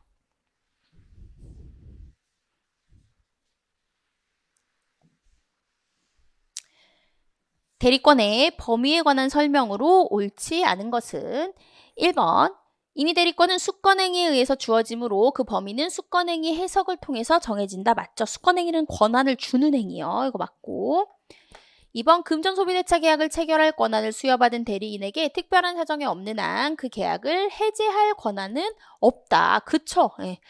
계약을 체결해오랬지 계약을 해제해오라는 게 아니었어요. 그래서 해제할 권한은 없다. 이것도 굉장히 많이 나오는 판례예요. 그리고 3번 부동산 매매 계약의 대리권을 수여받은 대리인은 특별한 사정이 없는 한 그 계약에 따른 중도금이나 잔금은 받을 권한이 있고요. 4번 권한을 정하지 않은 대리인은 대리의 목적인 물건이나 권리의 성질을 변하지 않는 범위에서 그 보전 또는 개량 행위만을 할 수 있다. 권한을 정하지 아니한 대리인이 보존 또는 개량행위만을 할 수 있다. 요거 성질을 하지 아니하는 범위 내에서 요게 지금 틀렸거든요. 요거 조문이야, 여러분. 나중에 우리가 조문 보면서 제가 다시 정리할 텐데 요게 조금 틀렸고요. 그래서 4번이 틀려요. 나머지가 너무 정답이고요. 요거 조문 보면서 나중에 다시 제가 설명해 드릴게요. 자, 26번 보면 너무 공부를 지금 열심히 하고 있죠, 여러분. 26번까지 쭉쭉 왔어.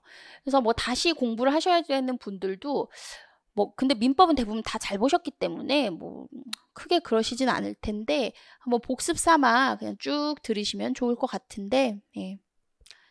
제가 사실은 여러분 어저께 수사관님이랑 좀 싸웠어요.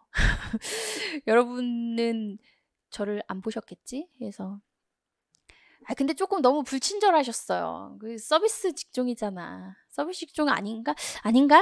그래. 그것 좀 한번 생각해 봐야겠다. 저는 변호사도 나름 서비스 직종이라고 생각하는데 수사관분들, 경찰들 그 다 민원인에게 친절하게 하라고 하지 않아요? 근데 하여튼 그랬어. 저도 너무 따지지는 않을게요. 옛날에 그 모 경찰서에 그 팀장님한테 제가 막 따진 건 아니고, 그래서 뭐 이거 아니지 않냐고, 그래서 제가 막 아니라고 그러니까 아이고 막 변호사님이 자기한테 막 따졌다. 그래가지고 여러분 혹시 저를 이제 만나게 되면 친절하게 해주세요. 제 사촌 동생도 경찰인데 걔는 마약 사건 많이 한다고 하던데요. 여러분 근데 저는 마약 사건은 거의 안 해요. 예, 마약 사건 거의 안 하고 제가 그 월급 받는 월급쟁이 변호사 할 때 마약 사건을 했었어요. 근데 와, 나는 검찰 조사 2번도 안 나오는 의뢰인 처음 봤네. 나 혼자 가서 조사 받으려고 기다리고 있는데 안 와요. 예, 그때는 이제 검찰에서 조사를 많이 했을 때예요. 수사권 조정되기 전이어가지고 안 오네. 그럼 이제 저랑 이제 대표님이랑 약하시나 보다. 또 못 일어나셨나 보다. 가자. 그리고 이제 가고, 그리고 수임료도 다 안 주고 도망가셨어요. 그래서 여러분이 더 잘하시겠지만 마약 하시는 분들이 거짓말을 좀 되게 많이 해요. 거짓말을 좀 많이 하고 그거는 변호사들한테도 마찬가지예요. 그래서 제가 생각할 때 저는 잘 안 속거든요. 근데 옛날에 저희 대표님은 되게 의뢰인 말을 잘 믿으시던데 저도 믿긴 믿어요. 다 안 조금 의심하지만 마약 하시는 분들이 특히 거짓말을 많이 해요. 더 잘하시겠죠. 네, 그래서 근데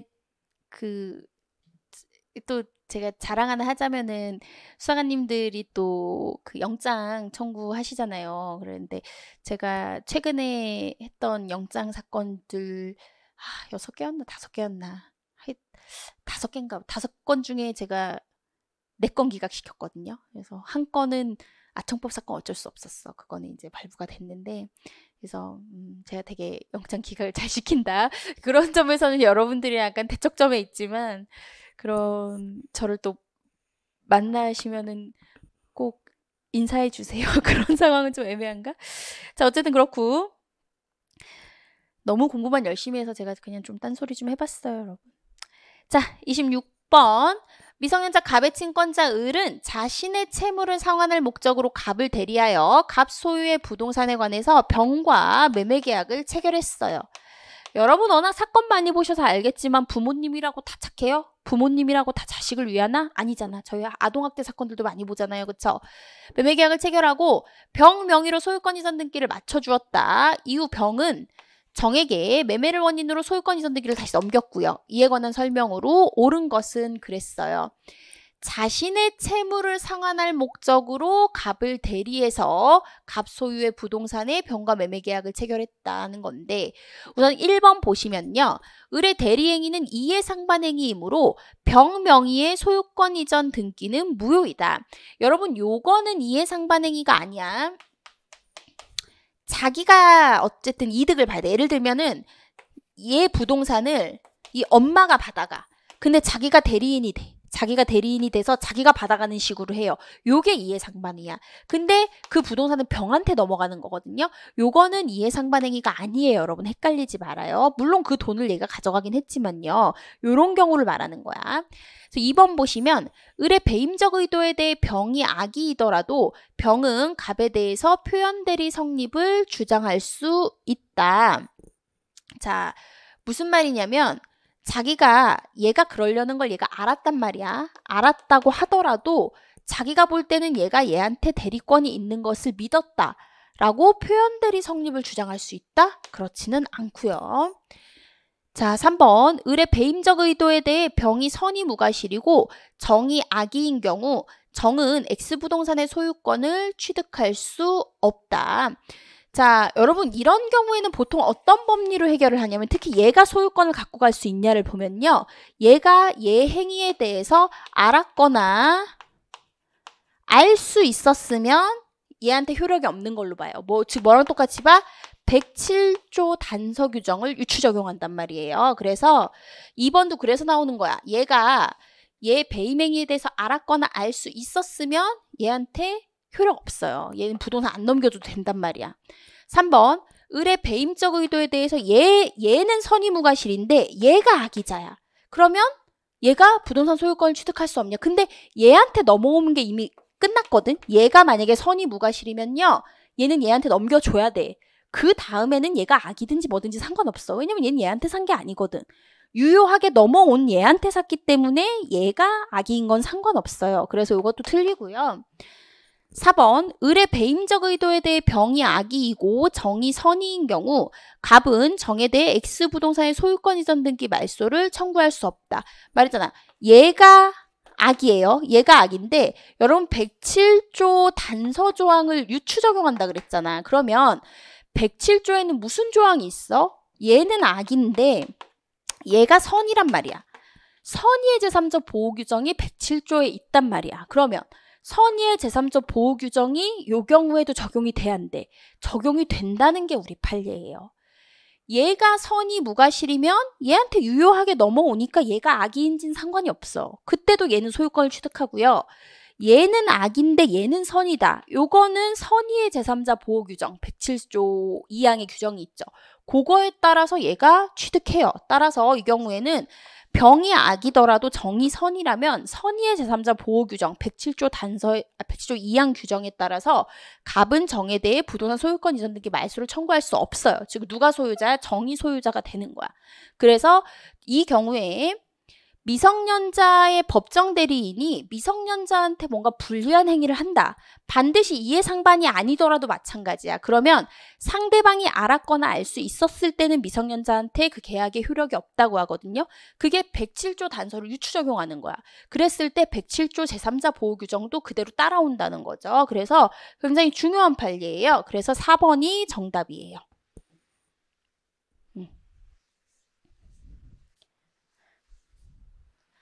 자, 27번 보면요. 조금 빨리 볼게요.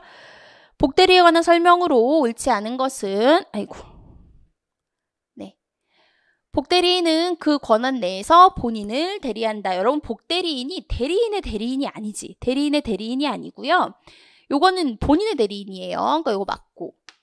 법정 대리인은 본인의 승낙이 있거나 부득이한 사유가 있는 경우에만 복대리인을 선임할 수 있어요. 이거는 임의 대리인이 그런 거고요. 법정 대리인은 자기가 원해서 대리인 된 것도 아니잖아. 그치? 그래서 요거 아니죠. 예, 틀렸어요. 임의 대리인에 대한 규정이고요.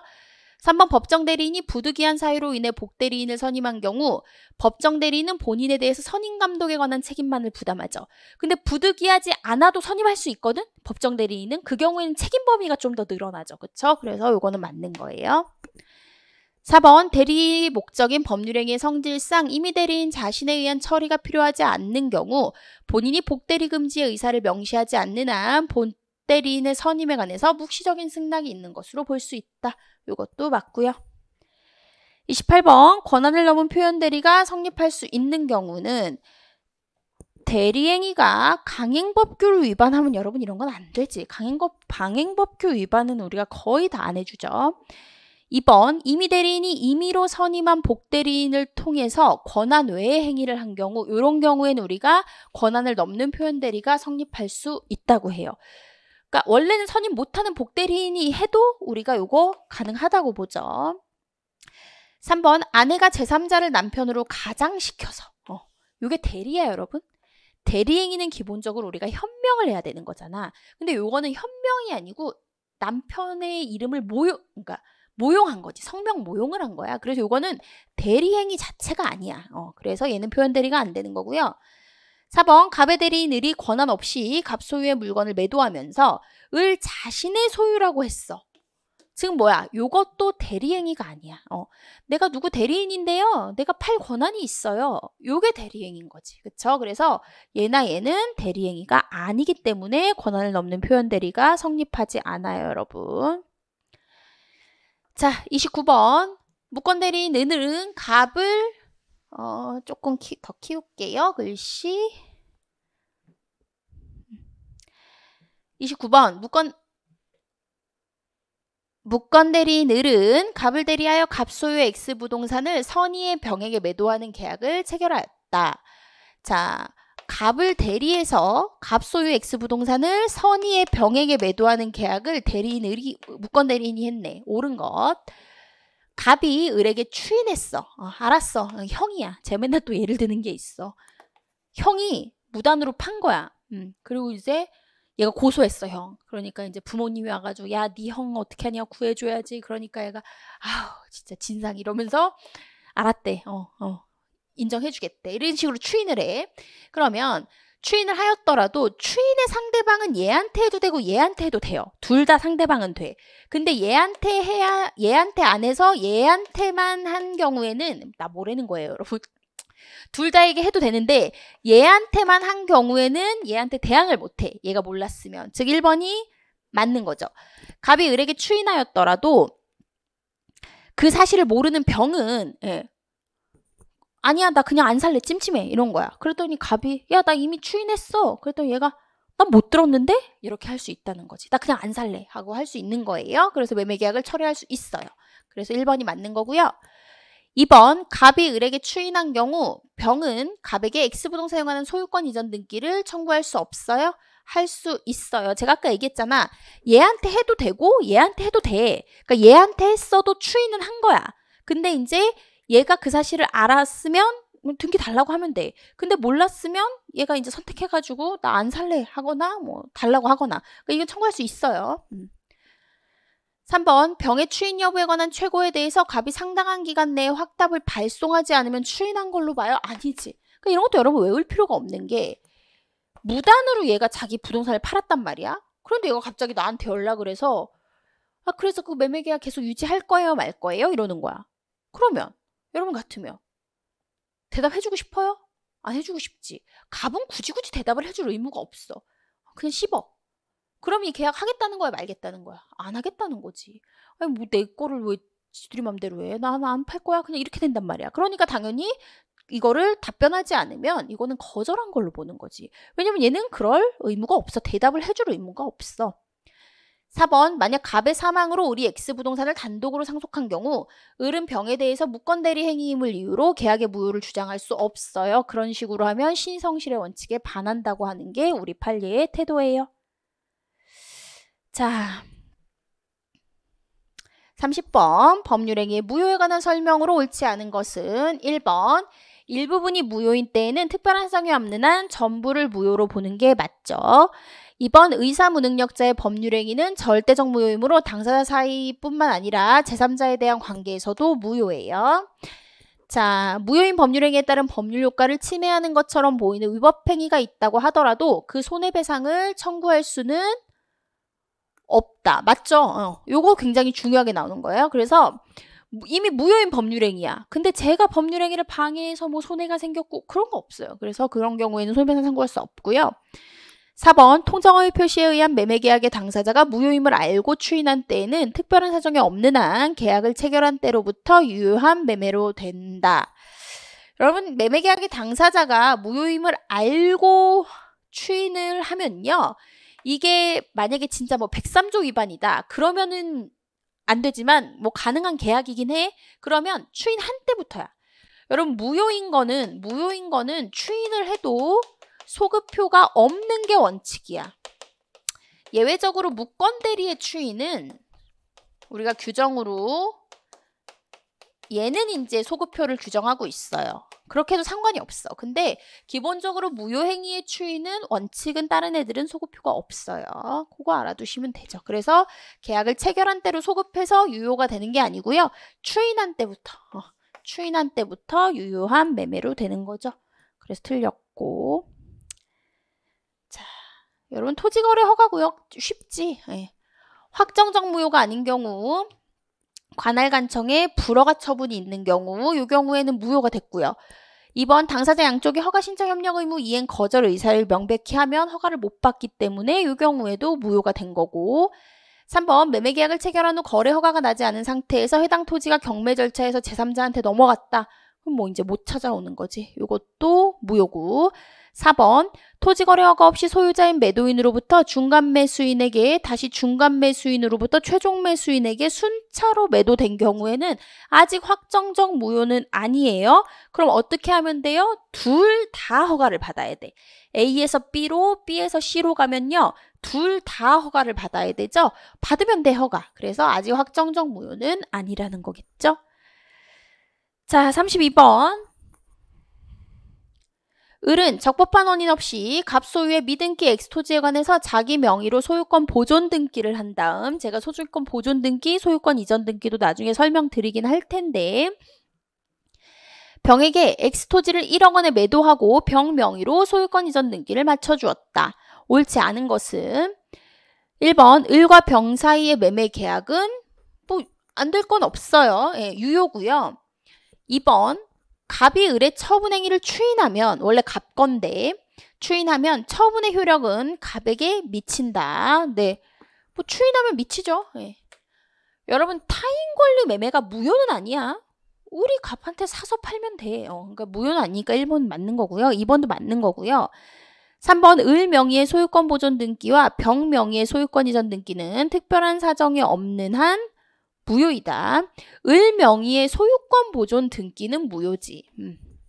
얘는 무효고요. 병 명의의 소유권 이전 등기는 소유권 보존 등기. 이게 이중 보존 등기가 아니면 무효. 자기 게 아니니까. 맞죠? 무효지. 죄송해요. 자기 거 아닌데 보존 등기하면 이거는 기본적으로 무효. 근데 얘는 추인을 했으니까 그런 거고 추인을 안 하면 갑 거를 을이 무단으로 판 거잖아. 제가 아까 얘기했잖아. 진정한 소유자 있고 얘가 위조해서 가져가고 얘가 병한테 넘어갔어. 얘가 선이라고 하더라도 얘가 보호받는다고 했어. 진정한 소유자가 보호받는다고 했어. 진정한 소유자가 보호받아요. 그러니까 요거는 무효야. 이거는 갑 거야. 갑 거. 4번 갑이 을의 처분행위를 추인하지 않더라도 을이 받은 매매대금 1억 원은 갑에게 반환해야 할 부당이득이다. 추인하지 않으면요. 요거 자체가 무효라서요. 요거는 어차피 갑이 부동산 소유권이 넘어와요. 그러니까 1억 원을 돈으로 달라 이렇게 청구하지 않아요. 그래서 여러분 요거 틀렸고요. 4번이. 자, 그래서 33번 보면요. 취소할 수 있는 법률행위의 추인에 관한 설명으로 옳지 않은 것은 1번 취소권자는 취소할 수 있는 것임을 알고서 추인하여야 된다. 맞고요. 자, 법정대리인은 취소의 원인이 소멸하기 전에는 추인할 수 없다? 아니요. 법정대리인은 아무 때나 추인할 수 있죠. 근데 미성년자는 미성년자인 상태에서 추인을 못하지. 그러니까 미성년자는 취소 원인이 종료돼. 즉 성년이 돼야 추인할 수 있는 거지. 그래서 2번은 법정대리인은 아무 때나 할 수 있으니까 틀렸고요. 3번 추인은 취소권자가 취소할 수 있는 법률행위에 상대방에 대한 의사표시로 하고요. 취소할 수 있는 법률행위가 취소되면 그 후에는 이미 확정적으로 유효하게 할 수 없다. 맞죠? 이미 취소가 됐으니까. 여러분 34번 조건부 이제 35번 기한부 이렇게 나오죠? 조건 기한부도 이런 식으로 한 문제씩은 나오죠. 자, 조건부 법률행위에 관한 설명으로 옳지 않은 것은 그랬어요. 1번 법원이 선량한 풍속 기타 사회질서 위반한 것인 때에는 그 법률행위는 무효이다. 여러분 A가 B한테 어떤 남자분이 어떤 유부남인 남자분이 여성분에게 너 내 첩이 되라. 그러면 내가 너한테 아파트를 증여해 줄게. 그러면 여러분 법률 행위 자체는 아파트를 증여해 주는 거야. 근데 거기에 뭐가 됐어요? 나는 유부남이지만 네가 첩이 되면 이게 묻는 거거든. 이게 103조 위반이거든. 선량한 사회풍속에 반해요. 그러면 요것만 무효야? 전체가 무효야? 전체가 무효죠. 그래서 그 법률행위는 무효예요. 그러니까 아파트를 증여하겠다는 법률행위도 무효다. 2번 건축허가를 받지 못할 때에는 토지매매 계약을 무효로 하기로 하는 약정은 계약은 했어. 근데 나중에 뭔가 조건이 성취되면 없던 일로 하자. 그러면 그 조건은 해제 조건인 거죠. 요거는 맞죠. 3번 조건이 법률행위 당시 이미 성취된 경우 그 조건이 정지 조건이면 그 법률행위는 무효이다. 그러니까 무슨 말이야? 여러분 정지 조건이라는 건 계약을 했어. 그러면 멈춰 있다가 정지 조건 성립이 돼야 이때부터 이제 진짜 효력 발생을 하잖아. 근데 이미 정지 조건이 성립이 되어 있으면 그 법률행위는 그냥 조건부가 아니고 바로 그냥 확정적인 유효가 되는 거지. 그래서 3번이 틀렸고요. 4번 조건을 붙이는 것이 허용되지 않는 법률행위에 조건을 붙인 경우 그 조건만을 분리해서 무효로 할 수는 없고요. 그 법률행위 전부가 무효가 된다. 맞죠? 예. 자, 법률행위를 그러니까 조건을 붙일 수 없는 법률행위라고 하면은 보통 우리가 상계 이런 일방적인 의사표시들 같은 경우에 조건 붙이지 않죠. 못하죠. 예. 형성권 같은 것들. 자, 기한부 법률행위에 관한 설명으로 옳지 않은 것은 맨날 나오는 거 그리고 기한부하고 그 불확정 기한하고 조건 구별하고 이런 것들도 많이 나오긴 하는데 어쨌든 기한부 법률행위에 관한 설명으로 옳지 않은 것은 기한부 권리는 일반 규정에 의하여 처분 또는 담보로 할 수 없다? 그렇지 않은데요. 이것도 할 수 있는데 그렇죠? 2번 시기 있는 법률행위는 기한이 도래 한때로부터 그 효력이 생기는 게 맞고요. 소급하여 효력이 발생하는 취소나 상계에는 시기를 붙이지 못한다. 그러니까 시작 시점이 어차피 소급하는 애들이기 때문에 그거를 붙이지 않는 거고요. 특히 방금 얘기한 것처럼 여러분 취소나 상계는 한 사람이 하는 일방적인 의사표시란 말이야. 그런 거는 정해진 대로 하는 거지 내 맘대로 막 그런 걸 붙일 수가 없거든. 그래서 이거 맞는 거고요. 4번 기한의 이익은 이를 포기할 수 있지만 상대방을 이익을 해야지는 못하죠. 그래서 예를 들면은 돈을 빌렸어. 1억 원을 내가. 내 친구한테 6개월 후에 갚으면 되는데 난 지금 갚고 싶어. 그게 속 시원할 것 같아. 그럼 지금 갚으면 돼요. 그러니까 뭐야? 그거는 기한의 이익을 포기하는 거지 내가. 근데 내가 매달 5%씩 이자를 주기로 했거든. 그러면 그 이자까지 6개월치 합쳐서 줘야 돼. 상대방의 이익을 해칠 수는 없으니까요. 네, 뭐 그런 거죠 그냥. 자, 글씨 크게. 소멸시효와 제척기간 두 개 다르죠, 여러분? 제척기간은 무조건 진행. 소멸시효는 권리행사 가능 시점부터 진행하죠. 두 개가 취지가 달라. 그러니까는 제척기간은 무조건 빨리 확정을 시키라는 취지고요. 소멸시효는 권리유예 잠자는 자를 보호하지 않겠다는 거잖아. 장난해? 왜 권리행사 안 해? 약간 이런 비난인 거지, 어떻게 보면. 자, 옳지 않은 것 보시면 1번 점유를 침탈받은 자의 침탈자에 대한 점유의 수청구권의 행사 기간의 1년은 소멸시효이다? 아니고요. 이거 제척기간이고요. 왜냐면 여러분 저희가 나중에 점유권도 뭐 공부를 하겠지만 점유권은 조금 빨리빨리 회복을 해야 돼. 사실상의 지배 상태를 보호하는 권리이기 때문에 그래서 무조건 빨리 시키라는 거고요. 1년. 더군다나 요거는 우리가 출소기간이라 그래요. 그래서 소로서 제기를 해야 된다는 거. 2번 소멸시효는 채무자의 승인 등이 있으면 중단되지만 제척기간은 기간의 중단이 있을 수 없고요. 소멸시효 기간은 법률행위에 의해서 이를 단축할 수는 있지만 늘릴 수는 없어. 연장은 안 돼. 소멸시효도. 그리고 제척기간은 단축도 안 돼. 얘는 그냥 약간 가인규정 느낌이라서 이거 맞고 4번 미성년자의 법률행위 취소권에 관한 기간은 제척기간으로서 재판상 또는 재판 외 권리행사 기간이다.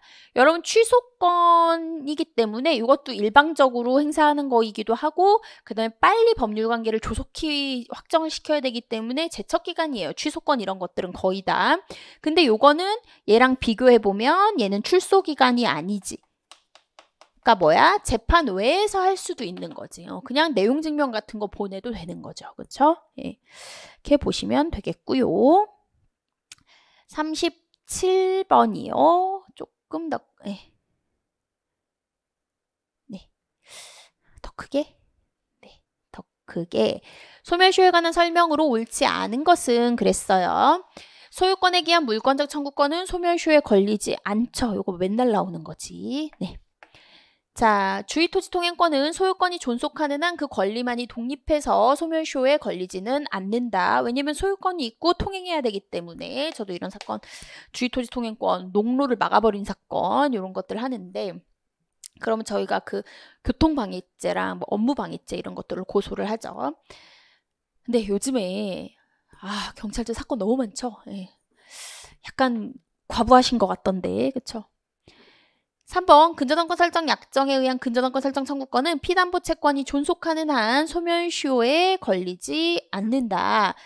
여러분 근데 보시면 근저당권 설정 약정에 의해서 근저당권을 설정해줘라 이렇게 하는 거는 피담보 채권이 있다고 해서 무조건 소멸시효에 걸리지 않는 건 아니거든요. 요거는 계약에 따른 거라서 보통 어떤 물권적인 거가 아니면 보통 계약상 채권은 10년짜리예요. 소멸시효들이. 그래서 요거는 틀리고요.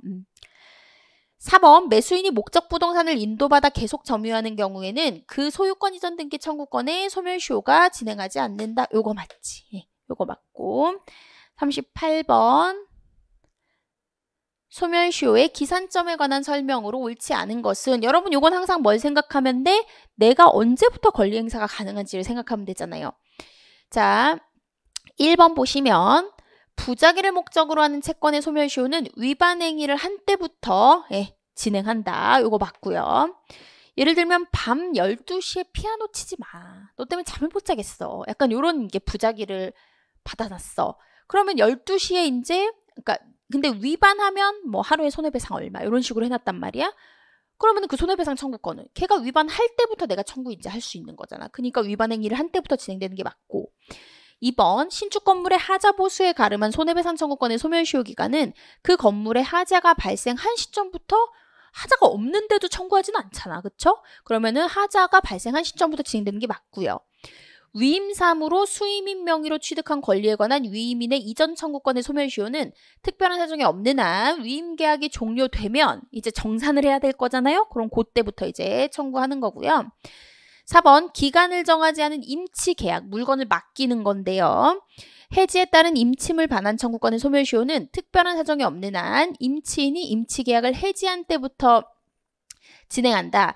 그거 아니고요. 원래 임치계약 내가 뭔가 물건을 맡기면요, 여러분. 언제든지 다시 되돌려달라고 할 수가 있어요. 그래서 언제든지 할 수 있다는 건 뭐예요? 내가 친구한테 뭔가를 맡겼어요. 맡긴 순간 다시 달라고 할 수 있거든? 그러니까는 맡겼을 때부터 다시 돌려달라고 할 수가 있어요. 그래서 계약을 해지한 때부터 진행하는 게 아니야. 바로 진행해요. 이런 것들은. 그래서 4번이 틀려요. 자, 39번. 소멸시효 중단. 사례형이 아주 많이 나오지는 않는데 약간씩 뭐 이런 것들은 좀 나오고 있어요.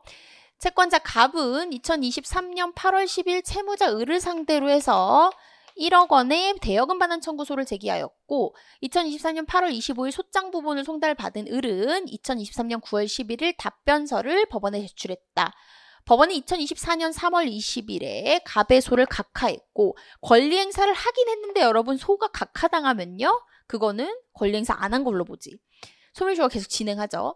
이에 갑은 각하가 되고 아직 6개월이 지나지 않은 시점에 얼른 다시 2024년 7월 22일 을을 상대로 그 1억 원의 대여금 반환 청구의 소를 다시 제기했어요. 이 경우에 소멸시효 중단 발생의 효력 발생 시기는 어떻게 되냐? 여러분 보시면은 얘가 권리 행사를 한 시점이 여러분 내가 권리 행사를 한 게 소장을 냈을 때를 기준으로 해요. 상대방한테 소장 부분이 송달된 때를 기준으로 해요. 내가 권리 행사를 했다는 게 중요하기 때문에 소장을 법원에 낸 시점이 중요해요. 그래서 요때 원래 소멸시효가 중단돼. 갑의 권리. 갑의 권리의 소멸시효가 요때 중단이 돼. 요거 하나 포인트지. 상대방 송달이 중요한 게 아니야. 내가 권리 행사를 법원에 한 게 중요해. 그래서 요때 소멸시효가 중단됐는데 이때 한번 소가 각하되면서 3월 20일에 소가 한번 각하되면서 얘가 이제 없어진 걸로 됐는데 얼른 6개월 이내에 다시 소재기를 하면 원래 최초시로 우리가 소멸시효 중단을 그냥 인정해주는 규정이 있죠. 그러니까 결국에 이 사건에서는 소멸시효 중단 시점은 1번인 거지. 그쵸? 예, 그렇게 되는 거고요. 이런 게 더 재밌지 않나요, 여러분? 그냥 막 이런 거 푸는 것보다? 저는 그렇던데요. 자.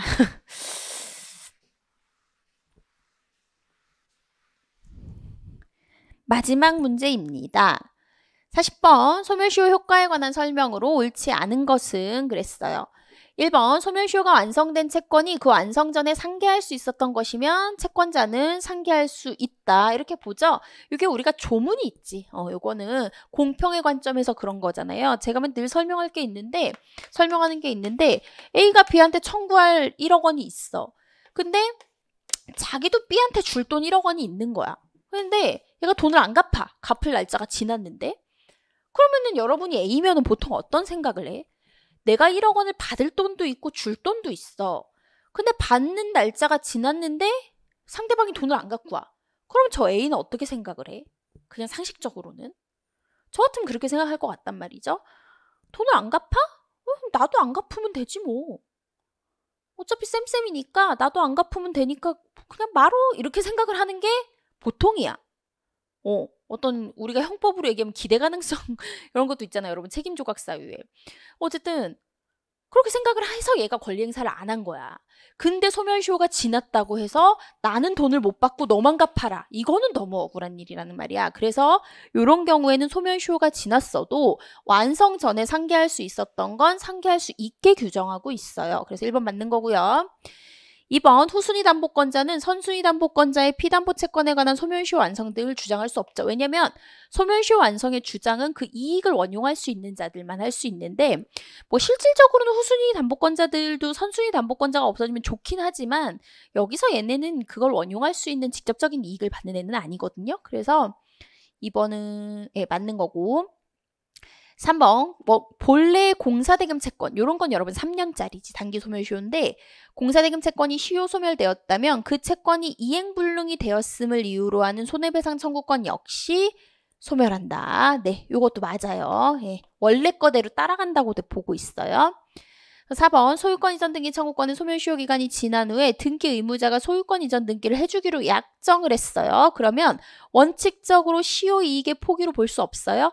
이미 시효가 끝난 후에 그런데도 해줬으면 보통 우린 이거를 소멸시효 기간이 완성된 걸 알고도 포기한 걸로 추정해 주거든요. 그래서 요거 틀려요. 네. 자, 그래서 40번에 4번이 틀렸다.